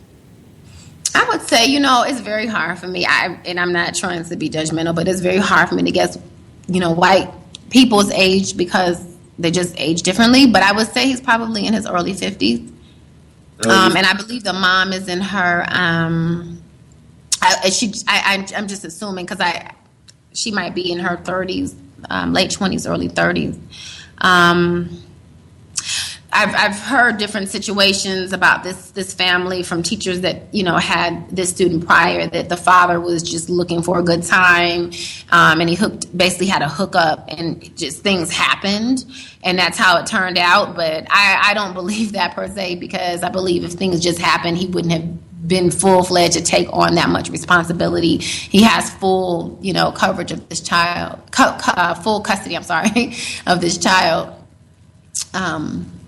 So yeah, but I think he's older. I just feel like he has that. I think I also mentioned in my video that the white men in this category, the older white men, they feel that they may have a bit of a dominance over the Ugandan women. And I've seen quite a bit of Ugandan young women sleeping around with older white men, whether it's for money or whatever, but the white men are using them for sex, and the women are getting money out of it. So you still have the low-key prostitution going on. And that might have been that case. I don't know. But either way, he's, very committed to this girl, but just with the wrong attitude. I just don't like the fact of him implying his white supremacist attitude on this black identified black child. Because if you look at her, you wouldn't think that she had any type of Russian roots to her. She would identify as a black child. Because if he takes it to Russia, she's going to struggle in a bad way. Exactly. And, he was actually leaning toward taking her because he kept just expressing his frustrations about living in Uganda and how backwards it is. And there's, no infrastructure, and just, the Ugandans are very ignorant. Like, he just kept going on and on about his hatred, toward being here, and that he kept saying, I'm going to take her with me. And I felt so bad for that child. I said, there's just no way, because people there are 10 times worse than you probably. And, this child is going to suffer horribly. Because I do find the Eastern Europeans, the Slavic people, I just think they're the most unrefined white people you'll ever come across. In terms of, just being blatantly racist, or what are you Yeah, I said it more as in a statement, but I have been to the Eastern Europe, and if they don't let you know how they feel about you via body language, they will just say it. Oh, yes. Actually, my son's teacher is from Bulgaria, I believe. And I shared with her my story when I initially met her and, told her that she knew I was, from the States and that I'm a single mom and all those things. And she completely judged me and my son at the insight and has, just came off in that way of, her body language and just, how she communicates to me about him and his progress. And, naturally from whatever she's researched about Black American boys, that they have low attention focus or they have ADHD or behavioral problems. She always prefaces our conversations with, he's not really focused or this and that. So that's how it was initially, and then I had to completely shut her down. And now that she sees how my son's performance is, and that he is not whatever idea that you had put in your mind, but they do tend to have that from what I've seen from her, that attitude that they don't like you, that they'll show it through their verbal or body language. Yeah, that's correct. Zero filters. Yeah, that's all my questions. Thank you. Right on. Oh, thank you so much. Thank you. Appreciate that. With the with the situation with this white supremacist Russian male and this Ugandan black female, where it seems like there's a considerable age difference as well, do you think, just using logic, your assessment, do you think it would be most accurate to describe this tragic arrangement, if ever that term was appropriate? Do you think it would be most accurate to describe this as a situation that is mutually exploitative, where this white man is taking advantage of this young black female who's, certainly less powerful than he is and in need of resources perhaps? He's taking advantage of her sexually. She's taking advantage of him, maybe seeing what she can get in terms of resources out of all this. They're both kind of exploiting each other in different ways. Or do you think it would be, logically speaking, most accurate to say that this is a situation where this racist white male is practicing racism and taking advantage of this black female who's in a weak position and even sexually exploiting her? Which do you think would be most accurate to describe the situation logically? I think logically the latter would be most accurate. I don't think it was like a love connection. I think it was just literally for him to dominate her through a sexual relation, to have that level of control over her, to feel needed and to feel that, you need me to survive type attitude, and then I can control your livelihood, because I hold your whole world in my hands. You need me to survive, that kind of attitude. So I don't know if she logically realized what she was getting herself into, whether she thought it was, this man was going to love me and, we were going to have this life together, or is this, is this man taking advantage? And it was obviously the latter. And now she's probably feeling obligated in some sense because they have a child together, or feeling dependent in some way because he's probably provided for her one way or the next through other obligations. If we continue this sexual relationship, then okay, yes, I will give you X, Y, and Z to help you, buy food or whatever else that you need. But yeah, I think that's what happened. Honestly, I don't know anybody in their right mind that would want to be with this particular man. I mean, I don't know, but I know a lot of Ugandan women. I'm sorry, let me take that back. I don't want to say a lot, but I've seen Ugandan young girls with these older white men. And I feel bad for them, I think, because they feel that there was something there. They felt, okay, maybe he loves me, or he wants me, or he's going to marry me, or, be there for me and give me this child, and then it turns out to be that he just used you for sex, and that now that you're so dependent on him that you've lost who you were, and lost control of what you're capable of doing because you're so dependent on this man, and you put him above everything because, maybe because he's white, or, you think his dollar is going to stretch longer, or I don't know. But I've seen it, yes. So I think logically, yes, that he just is using her. Wow. He just used her for sex.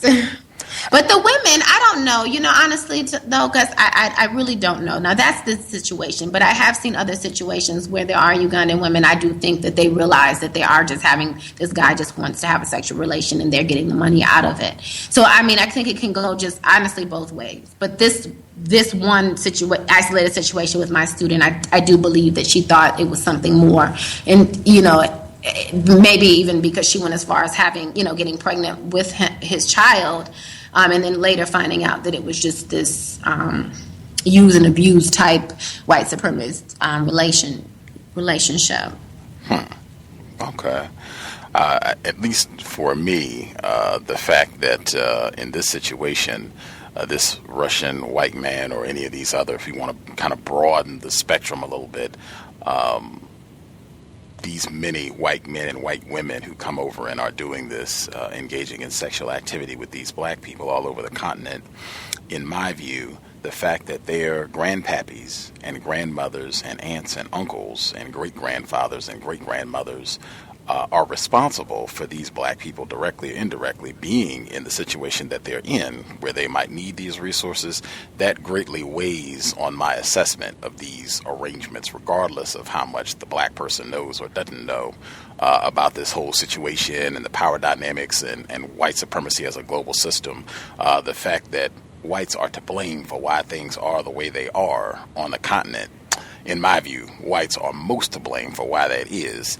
That weighs heavily on how I evaluate everything that happens, particularly as it relates to how white people and non-white people, black people particularly, are functioning together anywhere in the world. Hopefully that makes sense for listeners. I did want to echo the black firefighter's comment about courage, because I had that word specifically in my notes. The courage for a single black mother to go out by yourself. You didn't have an entourage with you or what have you to go out and do this and travel and teach and explore the world just because of your spirit and being curious. That's something we talk about on this program before, and how you inspire courage, how you cultivate courage, the importance of being a courageous black person. Can you speak to that? Do you think that that's something that is showed some courage on your part to go out and do this and then to bring your son along after you got settled as well? Absolutely. Every aspect, I call it more of a step out on faith, because a lot of this has been just a completely blind walk. I didn't know what I was really getting myself into, and just having the courage to just go take that step, to just do it, for one, and then the courage to get through all of the obstacles and the challenges, the cultural differences, just everything else that comes with the overall experience. So I would definitely say it is courage. It takes a lot to be able to do it, but at the same time, we have to be real with ourselves. I'm coming to a point in my journey where I have, had a really good taste of what this life is like living abroad. I've enjoyed every aspect of it, whether it's negative or positive. It's taught me so much about myself and about life. I've become a completely out of my shell, out of my comfort zone. But I'm getting to a point where I feel that I need to take a step back and may need to rekindle some ties back home with family members. I just feel like, I'm just feeling that that's kind of where I am in my journey right now. So sometimes we just have to be open and honest with ourselves. Yes, it takes a lot of courage, but sometimes we just need that. We need those relationships. We need that support. We need that help. We need that reconnection. We need the stability, things that we may not be able to find on the journey overseas, because it comes with so many complexities that we are steady trying to find our way. And that all of that takes courage, to even just say that I can, try something new, go into a different country, not know a soul, and make it, And I think that anybody listening that is interested in doing this, go for it, but just really, really research what you're getting yourself into, and just have and really acknowledge yourself, your inner self, on why you're doing it in the first place. It's definitely not a journey for everybody. But I will say it is a life-changing journey, and if it's something that you decide to do, it's very worthwhile. And just be ready for a lot of life-changing experiences. With the politics specifically in Uganda, definitely appreciate that answer. And again, just to echo what retired firefighter said, because I think that is outstanding illustration of black self-respect and courage to go out and to do that, to travel alone in a big world dominated by white supremacy as a black mother. Outstanding. But just with local Uganda politics, and we don't want to take up your whole evening, but I know we in the States have been seeing where, not just in Uganda, on the entire continent, they've been talking about gay rights and LGBT issues. This has come up in Uganda specifically, and people in the U.S., in my view, racist suspects have kind of admonished black people on the continent and elsewhere about being homophobic, and you need to do more to push gay rights forward. And they were talking about a march that was called off in Uganda earlier this summer for threats that there might have been anti-LGBT violence or protesters. Have you followed that issue at all? Have you seen that in the time that you've been there? No, I haven't seen at this particular. I think you were just saying, whatever this was over the summer that, I wasn't here to witness that. But I know that Uganda is a very, anti. They don't acknowledge the the gay community. It's not acknowledged and respected. So people they're not very open with that. If that's the lifestyle that you decide to live. It's not respected here. I guess that's the best way for me to say it. But I don't really follow it. I'll be honest with you. I can't really give you much of my insight because I don't follow it. I mean, these are just things that I know about living here and just how the society is as a whole. They're very conservative and in respects to general, just lifestyle. So, having, lesbian or gay, relationships is just not, it's just frowned upon. It's looked at as just completely, unacceptable. Got it. It's, this was in your area, Kampala, exactly. I had to go back to look to just get the details, but this was in August. No. Yeah, well, it depends. I was in the States from the end of June to the end of August, so I probably missed it. Oh, okay. And at the time I came back in August, my son was with me, and I was scrambling around, getting ready for school and getting him settled and acclimated. So more than likely, a lot of things that happened in the actual city, I may have missed, or I may have not even been here. I don't know what the date of this event was. What was the date? August the 11th. Oh, okay. You know what? I think I didn't get back until that week, that weekend. I left the States on the 10th, so I probably didn't get there till about the 12th. So it was around that. It takes, with the flight over, the flight delays, it takes me about 2 days. And then with the time difference. So I was just missing it. I didn't know anything about it. No. Wow. Okay. I'll send you the report. You can check it out. Yeah, definitely.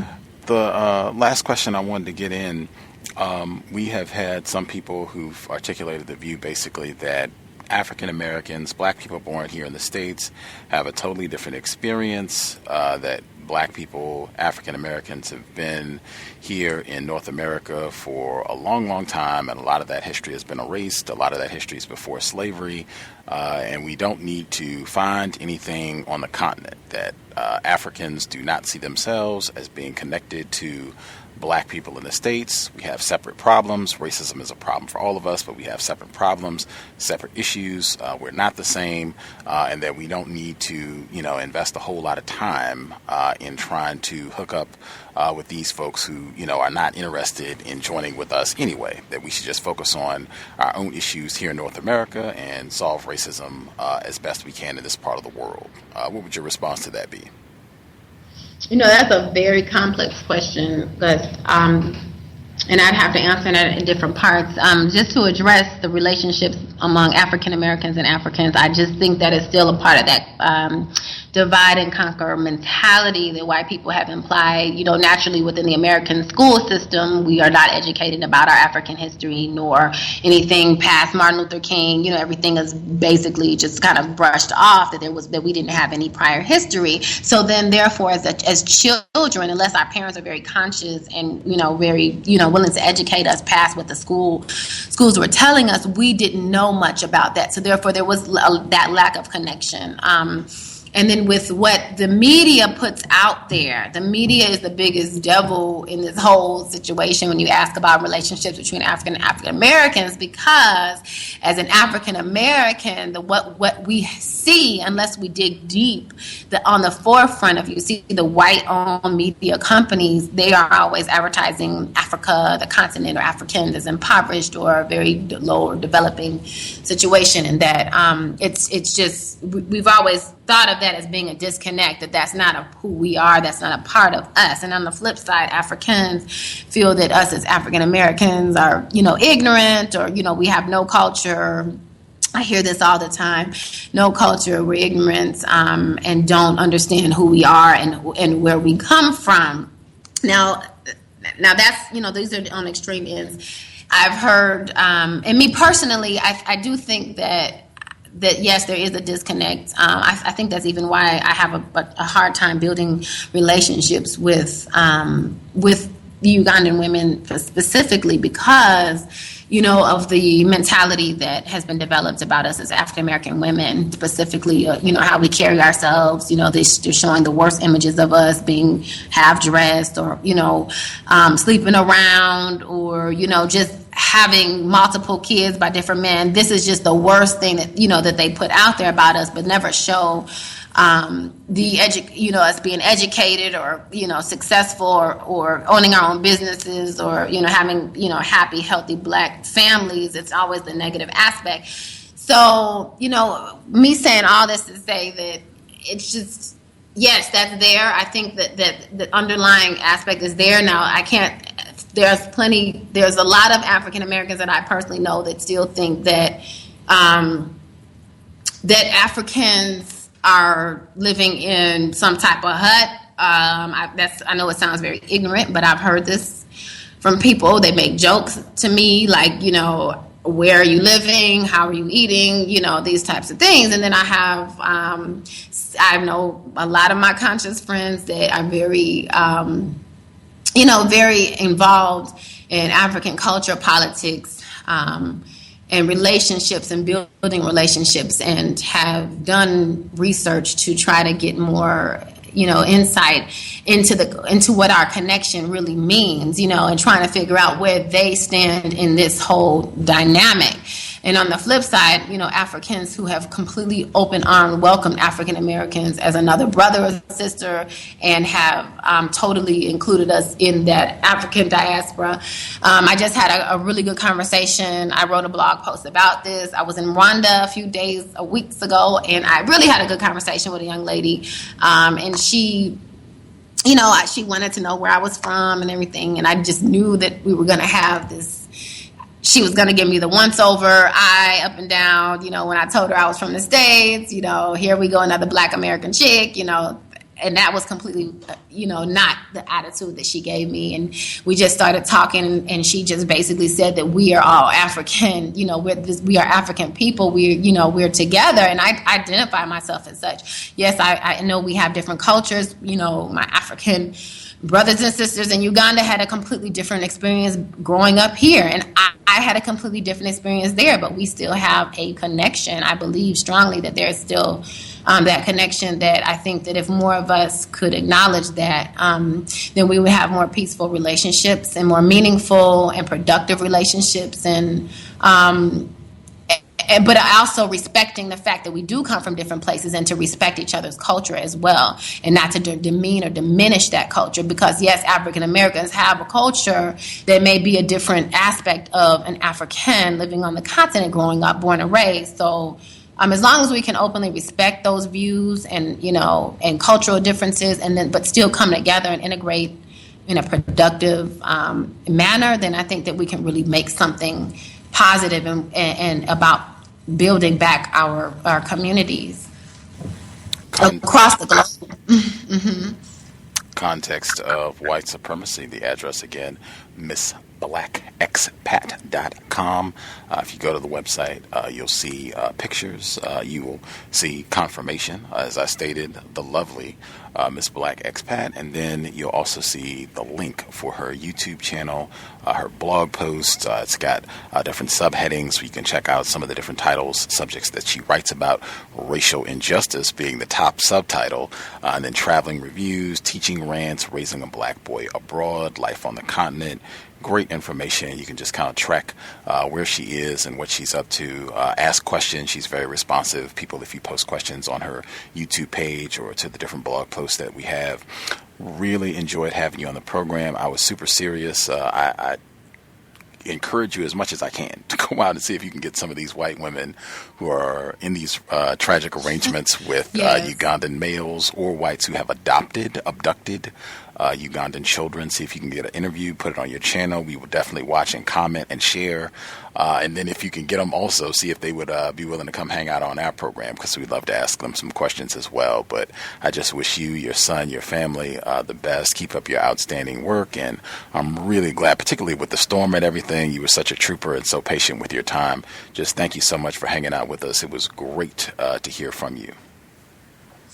Yes, Gus, it was such an honor to be a part of your show this evening. Your morning. But I really appreciate you. I feel honored that you selected me to be a guest on your program and to allow me to share my experiences and insight with your guests.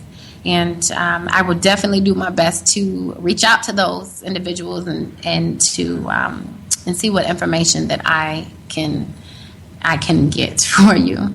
For sure. MissBlackExpat.com. Go to the website, check out the YouTube channel, leave a comment, let her know you heard her on the cows, and support the effort. Enjoy the rest of your, I guess for you it's Wednesday evening. Enjoy the rest of your week, and we'll definitely be speaking with you down the road. Enjoy the rest of your evening.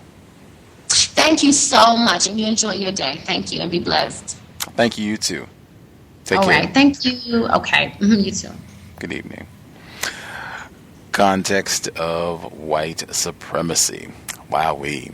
Make sure I get my time state in. I'm no fan of the early programs. It's it's not quite 12:30 p.m. Pacific time today, Wednesday, November 2nd. I'm no fan of the early broadcast. We started at 10 a.m. Pacific time today.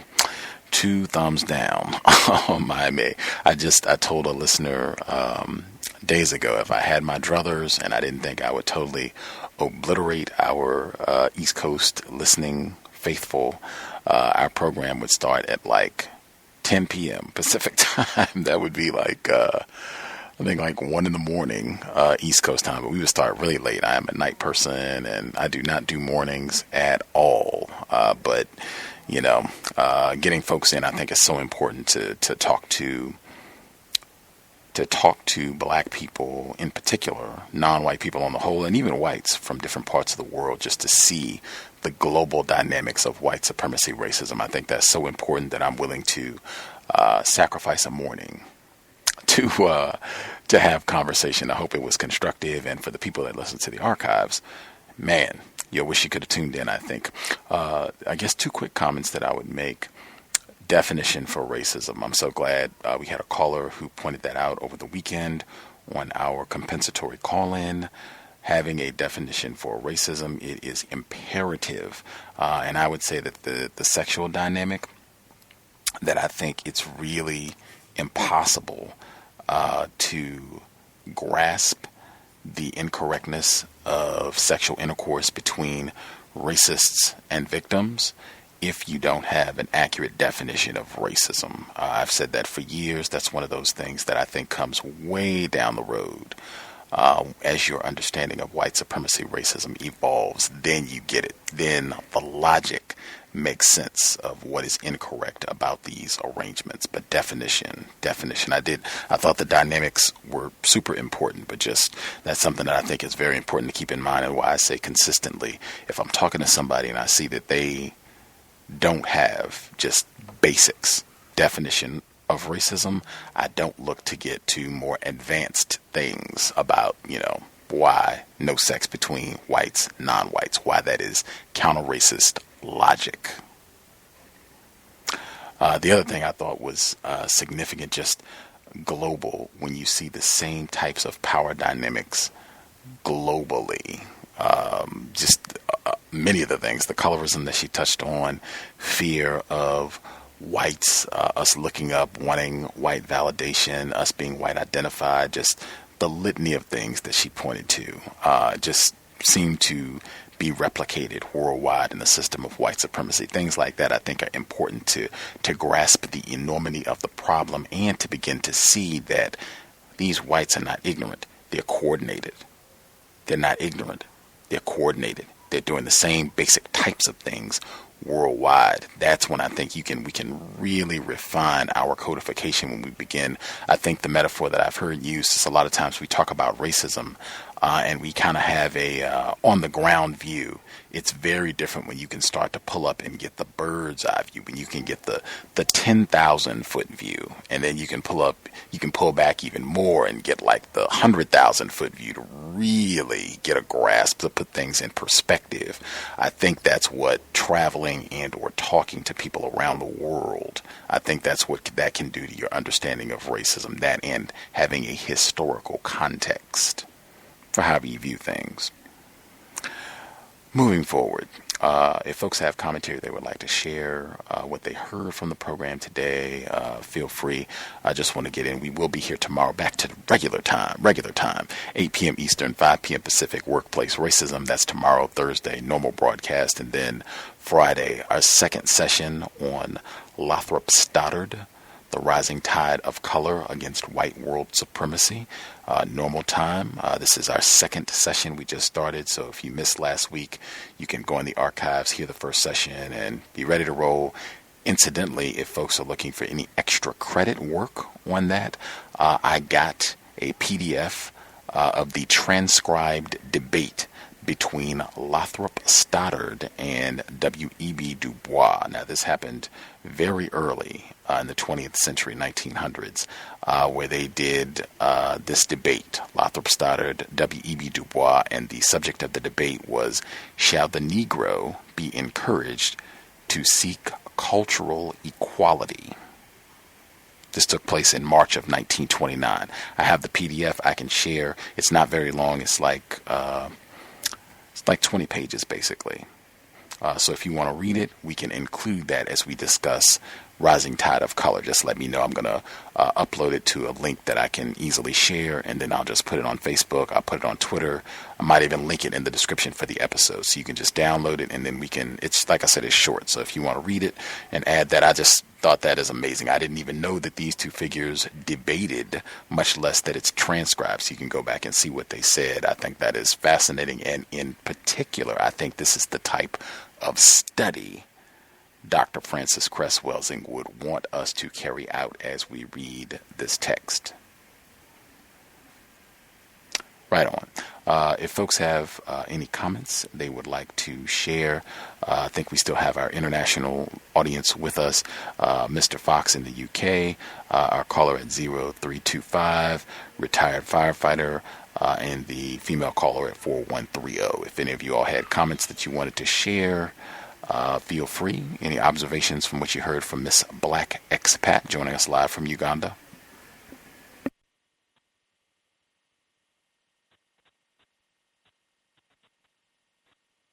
Yeah, we heard. Yes, sir. Yeah, I think it was an excellent show. really good. She gave really great constructive information. I think a lot of stuff she said was really on point with the previous information that we had received from other shows and other, like the international callers and things of that nature. I really did appreciate her information on people, on these white women coming to Uganda, marrying the black males and preying on them and stuff. I really did appreciate that information. That was really good, constructive information. I did want to make a comment though about the fact that it does seem to me that, you know, when it comes to black females, even after they start to understand, you know, racism a little bit, you they start understanding the system, they still have an issue with trying to break away from, I don't want to say feminists, but like they don't want to admit that white women are, I guess, as bad, as racist as white males, you know, and so sometimes they kind of tend to almost, it sounds almost like they're almost defending white women, you know, and, you know, and I've been trying to think of a way in which how to conversate with black females and trying to, because in my conversation with them, you know, I found that they don't really understand that white females, you know, are racist. I mean, they think a white male power structure, but not white, you know, white women. And, you know, if anyone on the call has any tips on how to actually better, you know, help black females to understand that white women are racist too and practice racism as well, if not more so, and maybe even, you know, more effectively than white males. And I'll mute my line. Thank you for Gus for having this early show. I appreciate it, and thanks for having the guests. It was great. Glad you were able to chime in, sir. I would just say it's been my experience that it is not anything that is restricted to black females. I personally know a lot of black males who also have a tendency to leave out or minimize the role of racist woman in maintaining the empire of terrorism. Some of the suggestions that I have resist or call out when people talk about racism and say the problem is the man or the white man is going to do this, resist that and include white man, white woman. I would do racist man, racist woman, racist child to make sure that she is not left out and that we're not exclusively focusing on racism or suggesting that racism is just a problem with white men. Point out examples when white women are the ones who are practicing racism or who are also equally involved in acts of racism. That's something I try to do as well. They just had the situation with Cynthia Whitlatch here in Washington, where this was a white female police officer, no less, who terrorized a black male senior. I believe he was in his 70s, where he has his civil lawsuit against her and the Seattle Police Department that's going on right now, where she had called black people nigger on her social media feed, amongst other things. The case that happened down in Florida where the white female teacher was calling First Lady Michelle Obama a gorilla, and those sort of, just as many examples as you can of white women where they are the ones, so people can't just consistently and kind of in a cliche manner blame white males. I think that also is very helpful, and again, just fundamentals of what it means to be a white person. I think that helps too. Other people that we haven't heard from, did you have comments or responses you wanted to add? Sorry, just we'll nab our female caller first. Hi. I just wanted to comment towards the statement about white women and non-white women. And I believe my mother is white. I am mixed race. And I would agree that black women do tend to give white women the benefit of the doubt. A lot of my father, who is white, who is black, a lot of the female family members of his consider or make statements regarding my mother as, she's really black on the inside, because my mother adopted certain traits of Black culture, so she was able to effectively infiltrate my father's family. But I strongly believe that the definition of racism is what is causing the biggest confusion. Before I became a listener of Cal's, I was confused myself, obviously, being raised mostly by a white mother. She separated from my dad and kept us away from him as possible. And I believe that it was the definition of racism that made me realize and reflect back on my childhood. And now that I can think about it and now that I have a true definition, I can say that every single day of my life, my mother practiced white supremacy against me. And I'll meet my line. Wowee. Fascinating. No folks will be giddy about hearing more details from that. I did want to point out, because you echoed the previous caller's point about the Black females being duped, it would seem that your race soldier of a mother also duped your Black father, yes? Absolutely. Now that I have a definition of racism, I definitely agree that diluting the Black man's seed is a direct act of white supremacy. Fascinating. We will, I guess, go in order. Mr. Fox, since he's our international caller, did you have commentary you wanted to add, sir? I did, but I've forgot what I was going to say now, so you might have to come to me later if you can. We will swing back around to you. I'm sure it'll come back to you. The other person that was going to comment, was that retired firefighter? Yes, sir. Okay. I think, can I be heard? Yes, sir. Oh, okay. To the question, I was just thinking that the general direct violence perception may make a difference, and I put asterisk on perception that white females don't engage as much as white males in direct violence.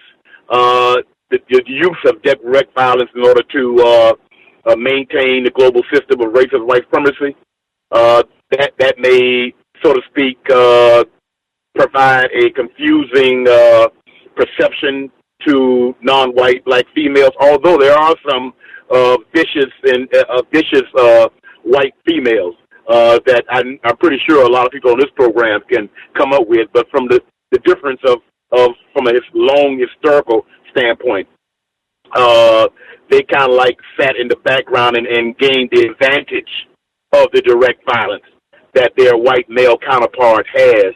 But nevertheless, they were the first teachers. They were the ones who taught the male the strategy, that sort of thing, so to speak. Is one of the reasons why. It's not the whole reason why, but it's one of the reasons why I think the program was pretty informative. I also thought the guest did also humble herself and listen based on the logic that was transferred or shared with her. I really appreciate that when non-white people, especially non-white Black people, are talking, and a non-white Black person says or asks a question that is logical, and instead of the other non-white Black person just saying, I disagree just to be disagreeable, they actually think about it. And she actually did that at least 2 or 3 times that I noticed in the program, and I applaud her on that. And I think it was a good program in that way also. Thank you. Humility is a real important and understated aspect of counter-racism, in my opinion. Hopefully something that is demonstrated on this program regularly, hopefully. just one important, what I thought was examples when you brought up the power dynamic that makes a difference, that only a white person under the global system of white supremacy can practice racism. And she thought about it because it made logical sense to her. And she may have never heard it expressed in that way, but she was humble enough to identify logic. Thank you. Absolutely. Real important aspect as well. Mr. Fox, did your thought come back to you, or you need a little bit more time?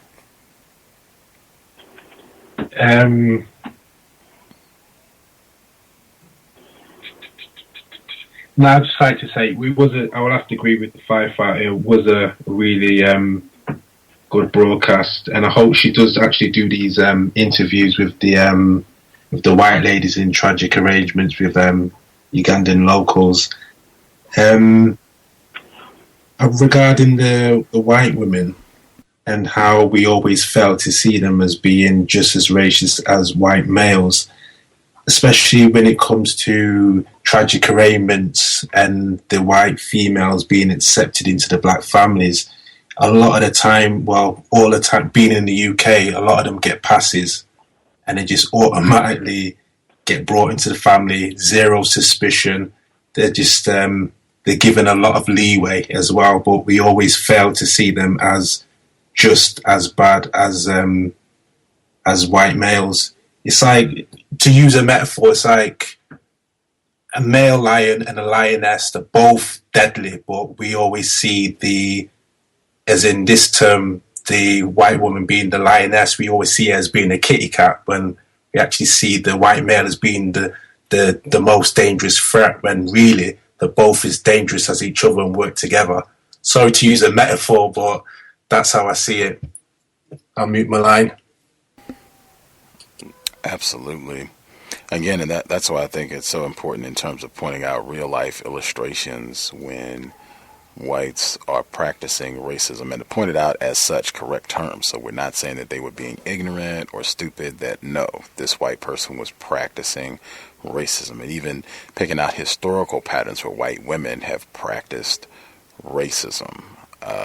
Margaret Sanger, we can pick out authentic historical figures, and even, worldwide in the broader scope. Margaret Thatcher, since we got UK representation on, picking out, major ways that white women have contributed to the global war effort of white supremacy. I think that's a big help as well, where they're not just confined to the margins to come out and, cry on cue and point an accusing finger at a raping nigger, that they do 70%. Now, I did think that was significant, because she said in her school system over there, particularly as you get into the upper levels, that it seems like it's mostly white males. Now, that is, quite a difference from the States and other areas where it's mostly white women who are doing the damage in public school systems. But they are integral component to the global system of white domination. I'll put it that way. Other folks have comments they were going to get in? Sorry, can I just add one more thing? Yes, sir.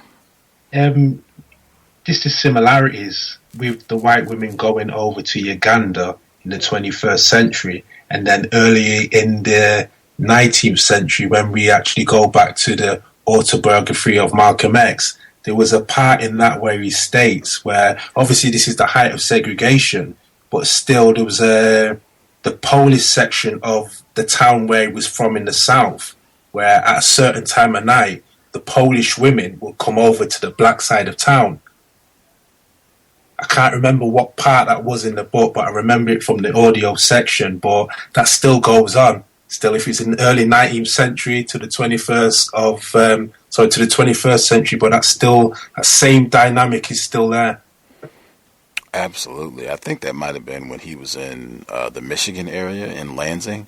I could be in error, but if that was the early portion of the book, I'm thinking that might be Michigan. He was describing where they would come to the black part of town and, do a little slum dwelling, and then, go back to practicing racism the next day. That's, pretty standard operating procedure worldwide. It has been for a long time.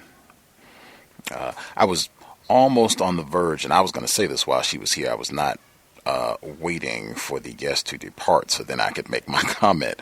But she amended her statement to the last question about, would it be more accurate to say that the black male, that this was a mutual exploitation, where the black female was, getting some money from this white Russian, and the white Russian was exploiting a, no good African female that he despised anyway.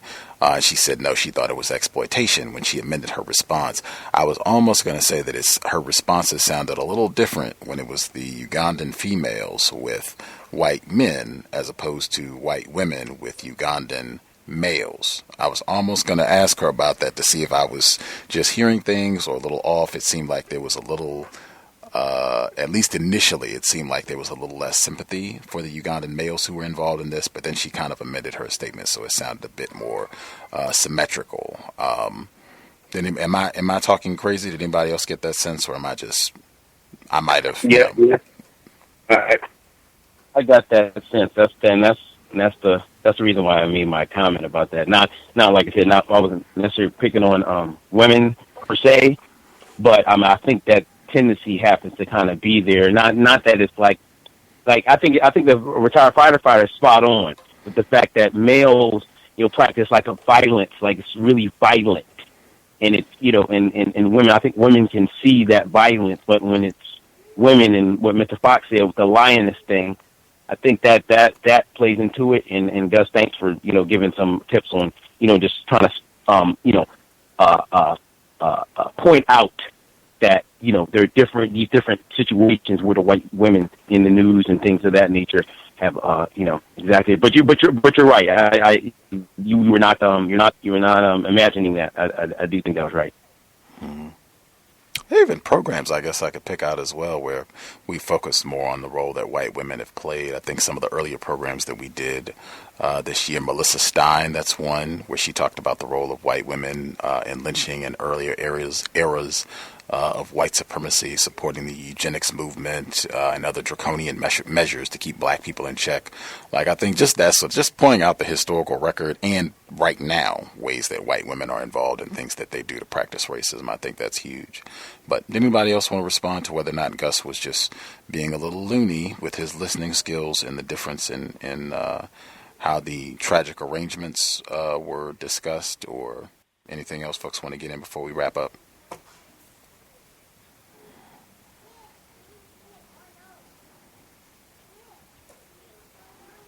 Folks all satisfied? If everybody's good, that is great too. Hey Gus. Yes, sir. Could if the female caller is still on the line, I would like, before you wrap up, I would like there to at least say a couple of. She said that her white mother practiced racism every day of her life. She could just give a couple examples of that. I think that would be helpful as well. Thanks. See you there. Super popular. Everyone's favorite topic. Ma'am, are you still with us? Yes, I'm still with you guys.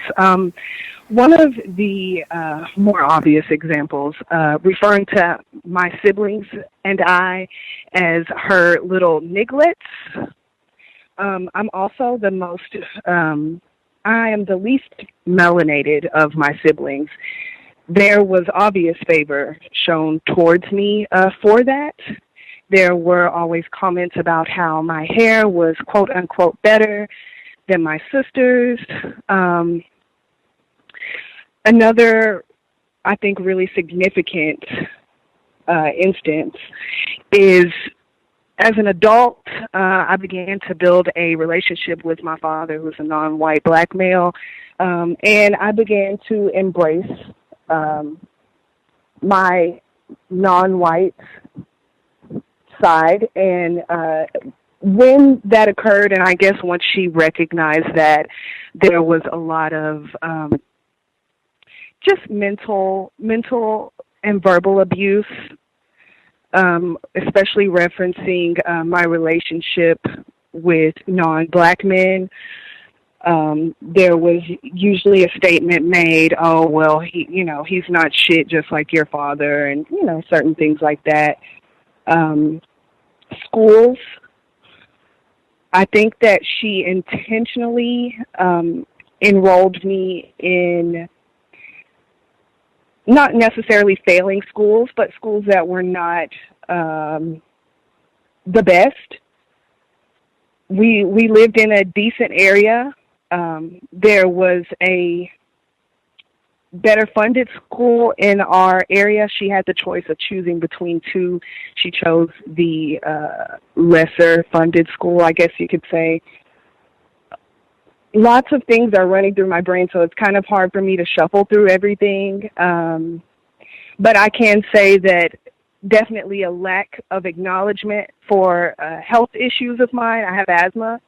There was very little care or knowledge towards my illness given to me.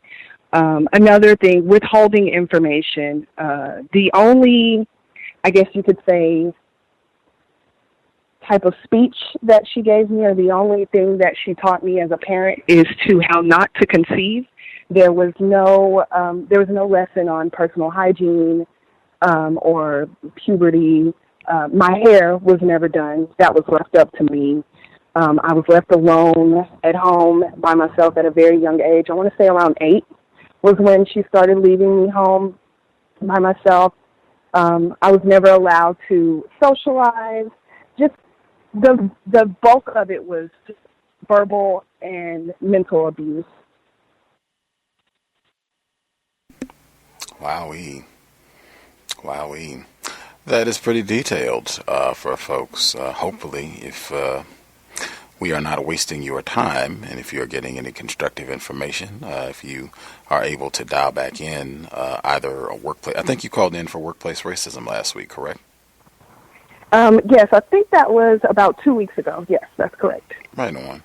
If you have the time, if it's worthy of your time and energy, perhaps in the future you dial back in as you ponder more on it. If you feel like sharing some other reflections from your experience, childhood, things that your mom did, the dynamics of that, I'm sure folks, as I stated, that is folks' favorite, by far, favorite area of people activity, hands down.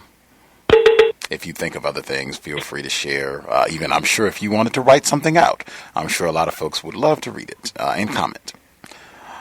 I will assume folks are satisfied. Everybody got in everything they needed to say.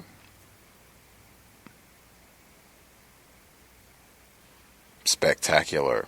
We will be here tomorrow evening for Workplace Racism, 8 p.m. Eastern, 5 p.m. Pacific. If you have questions, comments, suggestions, gripes or complaints, feel free to drop an email untiljustice@gmail.com. untiljustice@gmail.com. We'll try to respond. We got this program, made it happen, and this didn't even come in to our Gmail account. The guest suggestion, they posted it on Facebook.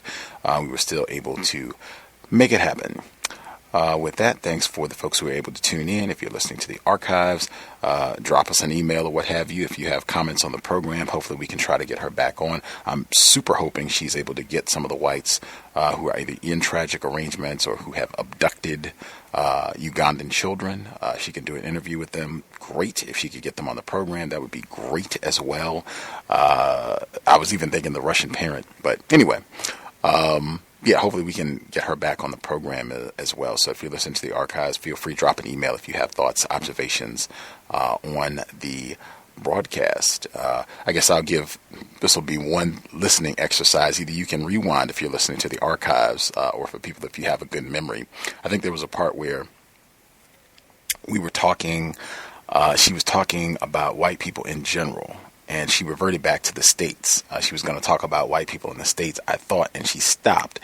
And she said, I'm rambling, and she stopped her response, and we continued with the program. I was excited at first, because when she said, it seemed like she was making kind of a general statement about her experience based, her interactions, her contact with whites, and she was going back to the States, but she stopped. I think that might have been one of those moments where the fear of white people, where I might get in trouble if I say that. This is public. It is being recorded. I might want to retract that statement, or, before I've even said it, retract it. You might have to go back in the archives to remember the exact spot I'm talking about. If you recall it, I thought that might have been a moment where the power power that whites wield caused her to edit and not say that. And I'm not saying it's nothing wrong with that. I do that. That's the system of white supremacy. I mean, you certainly want to be or you want to carefully consider things that you are saying publicly, particularly if it's going to be directly about whites. That's logical. I'm just saying that I thought it was interesting. If anybody remembers that moment, I didn't think so, but if anybody remembers that moment, that'll be it. Yeah, sorry. Oh, okay. I did. Sorry, I put you. Oh, okay, right on.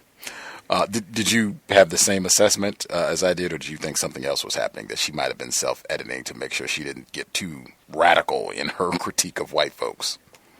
Self-editing, but then what you just said now, I think it was the fear. And white people do have that, because bearing in mind, if the wrong people hear this or, see it in some type of way, then, her experience in Uganda could be cut short. Absolutely. And she is a single black mother, so she does have a child to think about as well, going through customs and international flights and all that. But yeah, listening exercise. If you missed that part, you can rewind and listen and, come to your own conclusion. I certainly could be in error. I'm just speculating. That's what I surmised, hearing it one time and making a quick judgment that could be an error. But check it out for yourself. Come to your own conclusions. With that, we will wrap things up. Thanks for the folks who tuned in. We will catch you guys in, I guess it's like 36 hours for Mr. Fox. It is evening in the UK, close to 9 p.m. Hope you have a great rest of your Wednesday evening, grand Thursday. For the rest of folks, it is still pretty early. It's just a little afternoon here, so we will see how the rest of Wednesday plays out. Try to be constructive. We are 1 week away from the election. I did mean to ask her about the election, but just got bogged down. 1 week away from the presidential election. Either way, it will all be over, and I am ecstatic. I'm just glad and tired of hearing about all of it, but that'll all be done a week, well, not even a week. 6 days. That'll all be done, and we can move forward. We'll know what the deal is going to be, and we can move forward with our lives. With that, sobriety would be best under conditions of white supremacy. Say that consistently. We want to make sure that our behavior at all times reflects the fact that war is being waged against non-white people, particularly black people, and we need to make sure that our brain computers are in optimal condition at all times to make the best decisions. Try to keep ourselves as safe as possible, particularly if you're going to be in a vehicle. You never know when today is going to be the day that you bump into Daniel Holtzclaw, Darren Wilson, any of these other race soldiers. White person with a badge or no is dangerous. It can be a life-ending encounter in a matter of minutes. Take it seriously. I do not think the record has shown that alcohol, cigarettes, cannabis, or any other narcotics, drugs have helped us solve this problem. That said, Creator, we ask that you help us remain patient with other black people, victims of white supremacy. We ask that you help us remain patient with ourselves. Remind us to demonstrate the highest levels of black self-respect at all times, in all places, each and every time we are in contact with another black person. It has been time.